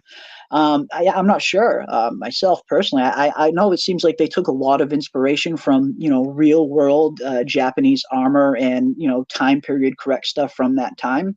But I'm not sure. I mean, it seems like so many shows have taken some sort of influence from some aspect of Game of Thrones since it came around. I mean, Game of Thrones really was a barrier-breaking show. It broke the mold in more ways than one, and so many shows have gone on to borrow little aspects of Game of Thrones in many series. So I wouldn't be surprised if they found some kind of influence, but the majority of the influence seems kind of historically Japanese-based. But yeah, you can almost see a little hint of Game of Thrones in almost everything these days now. So that's true. Very true. But I don't know if he was supposed to have come from like. Oh, go ahead. No, good. Oh, I was gonna say, like, I don't know if he was supposed to have come from like a colder area or whatever. Maybe they always like whenever they throw fur on you, that means that you're out in the sticks somewhere. You're a little less civilized, kind of thing. And he did. They also see it on Yabuchi's samurai armor as well. He's got fur on his helmet too. Oh, does he? Okay, well maybe. Yeah. Let me retract that but statement. It could be a climate thing. Maybe it's a climate thing. Toranaga's brother was definitely trying to overcompensate for something with his helmet. Yeah, it was weird though, because they really played up. I mean, how he might be. I mean, the concern was that the brother would not be on with Toranaga. And that was concern from. I mean, Hiramatsu said it early on. That Seiki might not be with him, and he made those little comments. Like about when all you have to do is watch the still waters of whatever it was. I jotted it down. Guarding the still waters of Yuzenji. When they said you look, you look. Whatever, you look good. I should, so he had that little that little sense of having been marginalized, of having been kind of overlooked or passed over. And he also talked about, you know, enlisting the vast legions of your mediocre brother. Yeah. I mean, he was saying it Yeah. ironically, you know, I mean, both about the legions being vast and himself being mediocre. But, you know, there's always that grain of truth in there. You know, he wouldn't say Yeah. it if that grain wasn't the thought wasn't in there. And that really might have been the impetus to accept an offer to become the regent, because somebody was like, why would a Minowara or whatever turn on another Minowara or what, and it's like, well, you know, this is his only chance to have ever been anything. It's his chance to get power. Yeah. Yeah, and being on the, you know, and the regency is a big, you know, step up from what he was, you know, even you know, self-admittedly. So I could see it. I mean, I could see it happening. I can see the temptation. I mean, like you said, he's going from a lord that's probably on a similar, you know, power ranking as Yabushigi, where he's a lord, but probably of a minimal province at the end of the day. Whereas you go from that to becoming one of the 5 most powerful people in all of Japan, because at this point in time, the council, the 5 members of the council, they are effectively running things. They're you know, in a sense, the most powerful people in Japan. Yes, there is still an emperor around at this point, but at this point in time, like we've talked about in the past, the emperor is pretty much a ceremonial role at this point. The emperor doesn't hold any actual real power until centuries later. So yeah, I mean, going from, you know, a small feudal lord to becoming one of the 5th most powerful people in all of Japan, you can totally see why that's potentially why that tempted him into betraying even his own blood, and even a fellow Minowara, as it was, which is also the show version for the Minamoto shogunate in the real history. The line that the real Tokugawa comes from is the Minamoto shogunate line. But yeah, it's you know, here we go, guys. 3 episodes left. We are getting down to the end, and I cannot wait to see how this thing ends, guys. Like I said, I'm going to be sad when it's over, but I am looking forward to seeing how they wrap these last 3 episodes up. Now, overall, for episode 7, if you guys had to give episode 7 a rating out of 10, 1 being horrible, 10 being great, what would you give it? Now, and I want to definitely get everybody in the chat as well. How would you guys rate this episode from 1 to 10? 10 being great, 1 being horrible. In my original review, I rated this episode an 8.5 out of 10, but after seeing it a few more times, I think I'm going to lower that to I want to say 7.5 or 8. Is kind of where I'm at now, where it was a little bit slow at times, but I really did appreciate the kind of big shock value ending that happened there later on, and the lessons that were kind of being weaved in and out of the episode. So I'm at a solid 7.58 to right now, but definitely let us know in the chat and on the panel as well. Ravener, where would you give this one out of 10?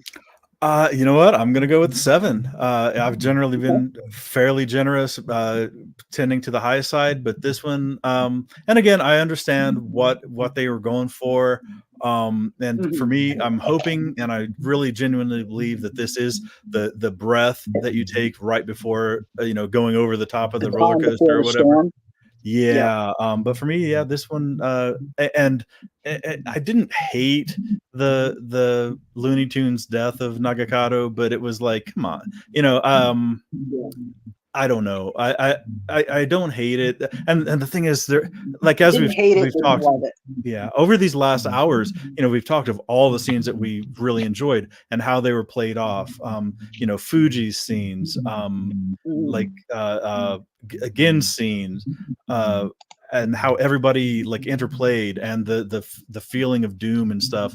But it might be me reacting viscerally to just the doomed attitude of everybody, you know, other than Blackthorne, kind of. But yeah, I'll set this one at 7. Like I said, as taken as a whole, I'm still way in the 9.5 to 10, because this is a wonderful experience, as a show, as entertainment. But yeah, individually, I'll put this one at 7. individual at a 7, but still a nice, good ranking for the series overall, which I'm pretty much in a similar way as well. Overall, as a whole, I'm definitely still ranking this series a very high, probably 9 or so. But what about you, Scarlett? Out of 10, where do you give this one? I'm somewhere around a 7.5 to an 8, only because of the lack. Like, I'm getting scared that I'm not going to get enough action by the time it ends.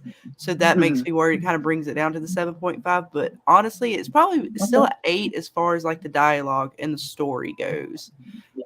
I'm worried. Yeah, no, I definitely get a little bit of that as well too. Where, yeah, I mean, again, as good as all of the dialogue and the acting is, again, you do kind of want to see, a little bit of action here and there to kind of end the series off. So I definitely get a little bit of the concern there. What about you, Dana? 1 out of 10, where would you put episode 7? This is definitely a 7.5 for me. Just because it's not my favorite, because I could clearly tell you what my favorite episodes are, but the story still kept it high enough to where I'm not disappointed. Okay. So it's a 7.5 for me. Nice. And it looks like the chat has spoken as well. Michael Lockhart gives this episode a 6. Ooh, interesting. I think that's one of Michael's lowest ratings of the season so far. So, wow, very interesting, Michael. I like it. We got an 8.5 from Jen Hack. Awesome. We got a 9 from Mai. A 9 is awesome. We got another 9 from Quan Solar as well. We have a solid 8.0 from Henry Bemis. We have an 8 from Betrayed King as well. We have an 8.5 from Doc Hayes and an 8.8 from Kai. Henry Bemis says, not the best episode, but still better than 90% of modern television. Absolutely. I would 100% agree with you there. Even the worst episode of Shogun is still better than 90% of all of the other television that is currently on. So I definitely... That I could agree with. Yep. Yeah, and that's how I feel on this one is if you're not going to give it a 10, what is a 10? I'd love to friggin' see it, unless we're going to go like, I mean, a 10 would have to be something like all time. For me, a 10 episode is Viserys in episode 8 of House of the Dragon season 1, where we get Viserys' final stand from his just heroic walk to the Iron Throne to that great scene we get between Daemon and his brother Viserys, where Daemon puts the crown back on his head, to the dinner scene at the end of the episode where we see this just man on his last dying breath just pouring his heart out, trying to bring his family to come back to the table and come back together. Those are the kind of performances that I reserve 10s for, me personally.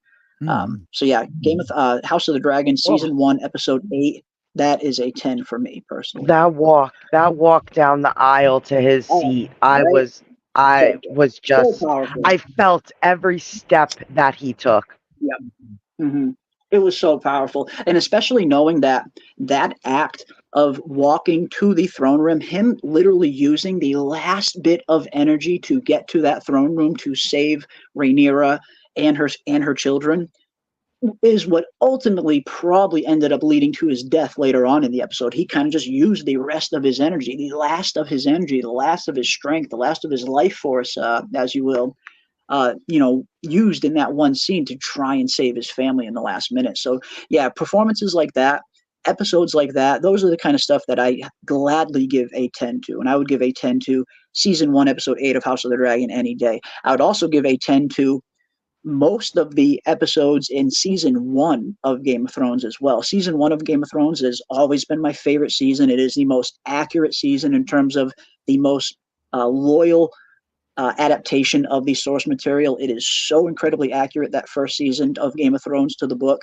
So there's so many episodes in season 1 of Game of Thrones that I would give solid 10s to. There's a couple episodes of Lost that I would give some 10s to. But other than that, I can't really think of much stuff I would just hand out 10s to. Maybe a few Sopranos episodes here and there. Jen Hack says, I actually really liked the show. It has set us up perfectly for the next episode. It has. It was definitely a good kind of setup episode to see what's going to happen in episode 8. And that's another thing as well. And I would love to get your thoughts as well in the chat and on the panel before we close out. How exactly do you think the death of Toranaga's son is going to influence his plans? Is Toranaga going to change his plans in any way? Or is his mindset, is the death of his son going to be tragic, but maybe it won't influence his decision in any way.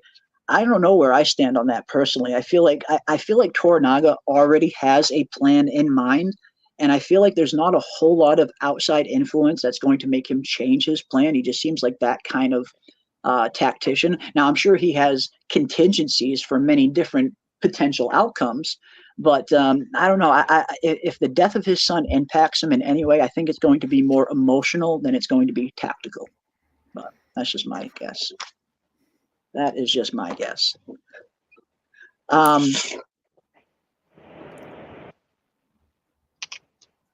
what about you, Ravener? Where do you think Toranaga's son is going to affect Toranaga?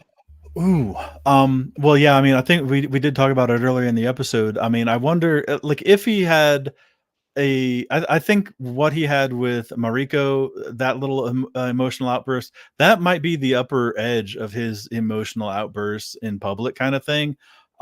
He's not going to be happy. The question is, we all think that he has a plan. We all think that he has some irons in the fire, something's cooking.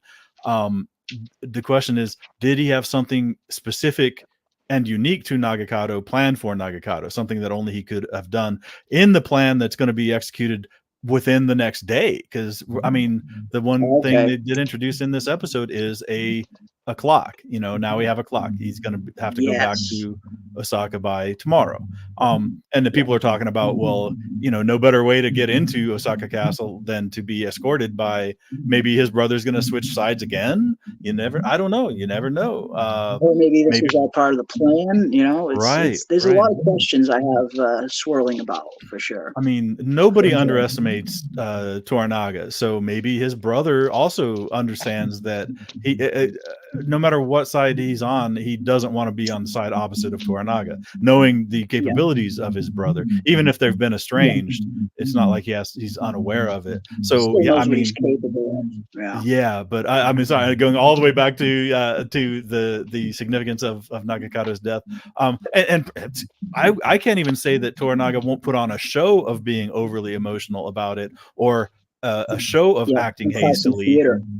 Yeah, I mean, he might do something that can be written off as acting hastily, but I think I mean, if this didn't happen, I think something else. If he wanted to put on a show of acting hastily or emotionally, if it wasn't this, it would be something else. Now, this is actually, because this actually did happen and his son is actually dead, it probably won't be hard to sell it.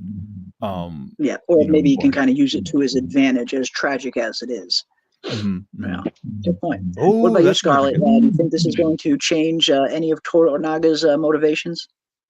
I'm kind of where you guys are. I'm not sure. I mean, it's curious the fact that his son had other guys with him, so I don't know who was behind this to begin with. I don't know how much of this Toranaga knew about prior. I mean, he seems to kind of know everything that's going on, even seem to know what his son did prior, or at least why he did it, like the motivations behind it. So I don't know. I'm just curious to see exactly who's going to, like, is it just going to end with the fact that his son died, or who else is there going to be greater, I don't know what's greater than the fact that Toranaga is already going to be sent to Osaka, but who else is going to get in these kind of crosshairs are developing? Okay. Yeah, what other ramifications could there potentially be? And we also have a 7 from Buddha Cafe, which I did not want to miss, which is it's a fair score. Like I said, I gave it around an 8.5 originally, but after seeing it multiple times, I'm kind of closer to a 7.5 myself now. So my rating dropped a little bit from when originally first seeing it. And Star says, because of Gin and the long slip and rock in the end, 7.5. Very nice. But what about you, Dana? Do you think the death of Toranaga's son is going to alter his plans in any way, or do you think Toranaga is, full steam straight ahead anyway? I think he's full steam straight ahead, and I definitely think he's too smart to not have accounted for something like this, especially since he knows how his son reacted before with Ishido's general. So he knows that his son has it in him, and he's too smart to not think his son would try to do something at this point. So again, like the scene with his brother, he's probably going to be more disappointed than he is surprised. Like, he's going to be like, I wish he didn't do this, but I'm going to now use this moment as the excuse to do what I have to do. Okay. Interesting. I like that. Yeah, he does seem like someone who has, if not planned for every possibility, has at least kind of considered the possibility of anything happening. And, nobody knows his son better than him. He knows that his son kind of flies off the handle at times, and he knows his son is prone to manipulation. Exactly. And that's one thing that he clearly can get manipulated very easily. And I do think that's going to come to play into the next episode as well, where I do think Omi in particular might have to finally face a little bit of the music for manipulating his son so much. But I guess we'll have to wait and see. Oh, I do have a question. But yeah. Do you guys did you guys think that there was any significance to Toranaga flat out saying, when he said Crimson Sky was a mistake, like naming his plan explicitly in front of people who shouldn't, who didn't need to know or anything like that? Is there any significance to him, like flat out in front of everybody saying Crimson Sky it was a mistake? Yeah, like he's trying to say, oh, it's over, but ha ha ha. Little do you know, we're setting it up over here, because he did tell Blackthorne that he's undecided with him on what he wants to do with Crimson Sky. So maybe he's still going to get Blackthorne to like bomb the castle or something. I don't know. He Trojan horse the Trojan horse. Yeah, the Trojan horse of the Trojan horse at the end of the day. Yeah, that's very true. And this is another thing we've been discussing over the last few episodes, whether or not Crimson Sky is actually going to happen on the show, or whether or not it's just a kind of a misdirection or a red herring of some kind. But yeah, at this point, I think we'll get a version of Crimson Sky, although I don't think it's going to be exactly what we all are maybe thinking, and I don't think it's going to be exactly what Toranaga was originally putting forth for the plan, just a full-on frontal assault in Osaka. I don't think it's going to be like that, but I do think some kind of version of a Crimson Sky, quote-unquote, event will happen in Osaka. But I think it'll be different and it'll be surprising. Right? She has she's got the sword or whatever, not the sword, but she's got the weapon in her hand. Nagagata. Yeah. So something's got to go down with that before even the battle that we see in the main field or the big field. Exactly. And we do see the trailer for episode 8. We see Blackthorne pleading with Mariko, begging her not to go to Osaka.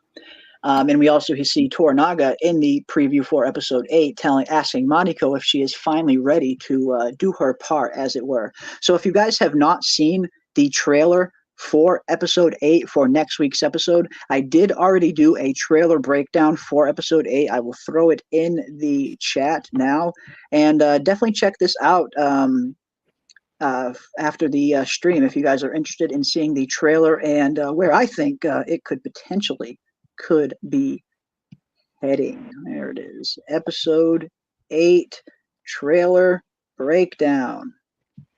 Send. But yeah, I had a lot of fun making that video. I love dissecting the trailers just as much as I love dissecting the actual episodes with everybody. But again, I can't thank everybody enough for coming out and hanging out with us week in and week out. We love doing these streams, and I look forward to seeing how these last 3 episodes play out. We got 3 episodes left, everybody, the final 3 of Shogun, and we are going to see how this series plays out. And as Ted S. points out, in the original 80s Shogun series, we actually saw 2 of Toranaga's 5 sons on the show, not just 1. So yeah, I wonder if we're going to see, obviously, Toranaga does have a pregnant wife that is still in Osaka, so it's interesting to see what's going to happen there. But at least on this version of Shogun, yeah, all they did was show the 1 son. So it's interesting to see what they're going to do with Toranaga's line, or if they're just going to imply that he has other sons, even if it's not kind of, implicitly stated, I guess. But good stuff. Good stuff. No way, even at full strength, that he could lay siege to Osaka Castle. Yeah, I imagine. I mean, the way that it's positioned, the walls, the way it's defended, that's a freaking siege and a half. And the general rule of thumb for sieges is you usually need to have around at least 3 to 5 times the number of the force that you're trying to conquer. And of course, we know Toranaga does definitely not have that. If he ever did, we know he lost thousands of men in the earthquake. So a full-on frontal assault on Osaka Castle is very unlikely to succeed. I agree with Michael Lockhart here. Definitely. He looked to Anjin when he said Crimson Sky, and we know Blackthorne knows that word. Yeah, a little. Is there a little order there being given under our noses? Maybe. Who knows? Anjin said the right thing to Toranaga when he said his fate was bound to his. Yeah, we're definitely seeing that theme play out throughout the show as well. Everybody's fates being kind of tied to each other. We see Yabushige, his fate is clearly, he feels like his fate is clearly tied to Toranaga and everything that's happening here. And Yabushige in particular has pretty much exhausted all of his other options. We know that he sent one of his generals to Osaka in one of the previous episodes to try and repair the relationship with Ishido. But unfortunately, in this episode, Yabushige got his answer with nothing but a head being delivered, similar to how Josen's head was delivered to Ishido earlier on. So at this point, Yabushige is he's Team Toranaga, whether he likes it or not. He's got nowhere else to turn. So it's going to be interesting to see how his story plays out. And what exactly is Yabushige's ultimate fate going to be? And I guess we'll find out soon, ladies and gentlemen. I guess we will find out soon. But again, we are going to close it down now. I want to thank everybody again for joining us this evening. We love doing these kinds of streams, and we will continue doing them for the last 3 episodes of Shogun. And again, cannot wait to see where this where this series ends off. I am loving these characters, the character development, the writing, the dialogue, all of it. I know we praise it every week, but again, I really can't understate just how phenomenally put together this show is. It's very well produced, and it's very nice to have a good show like this come around every once in a while. That is kind of few and far between that we get a show of this level of quality and caliber. So I am enjoying it. I hope you guys are enjoying it as well. And of course, when this series ends, we will be diving into the 80s Shogun miniseries as well. We will try and do some live watch parties right in the Discord, but either way, we will definitely be talking about the episodes here on the channel and diving into the original 80s Shogun stuff. And hopefully you guys come and hang out with us and join the party. And of course, we will also be diving into all things House of the Dragon Season 2 when that comes around. We are super close now, guys. As soon as Shogun ends, House of the Dragon Season 2 will be airing about 3 weeks after Shogun ends. So we'll have just enough time to watch Shogun, watch the 80s miniseries, and as soon as that is done, House of the Dragon will be here. And then hopefully from Season 3 will be coming not long after House of the Dragon Season 2. So we have a great year of shows to look forward to, guys. We hope you guys come back and hang out with us every week. And of course, I want to give a huge thank you to my awesome panelists this evening, Ravener, Scarlett, Dana. You guys are absolutely awesome. I thank you for joining me on these. And of course, huge thank you goes out to the glorious chat. And man, I got to just tip my hat to the chat again. You guys always come with some of the best ideas, the best theories.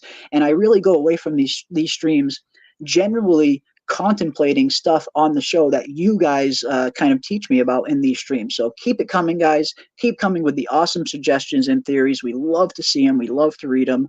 And hopefully you guys come and join us next week. Awesome stuff, guys. Awesome stuff.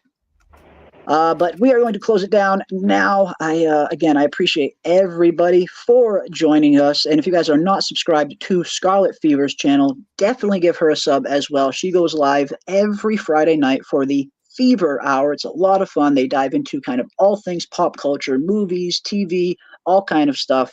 It's always a fun time. So subscribe to Scarlet if you haven't already. And we will catch all of you guys on the next one.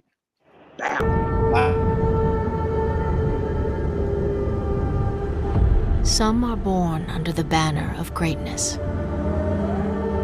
Others must claim it.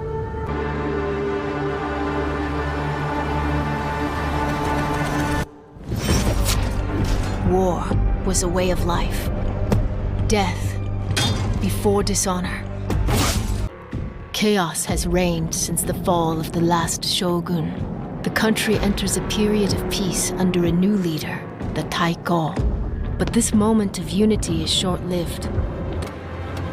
A Christian faith war is bleeding onto the shores as Catholics and Protestants carve up the Western world into religious battlegrounds. But the will to rule will be forged in the blades of the samurai's katana, as new and ancient bloodlines struggle for supremacy. Now, 3 fates will be forged in one purpose: to fight for the future of a vast nation as history collides with the dawn of a new era. Death is in our air. In sea, in earth.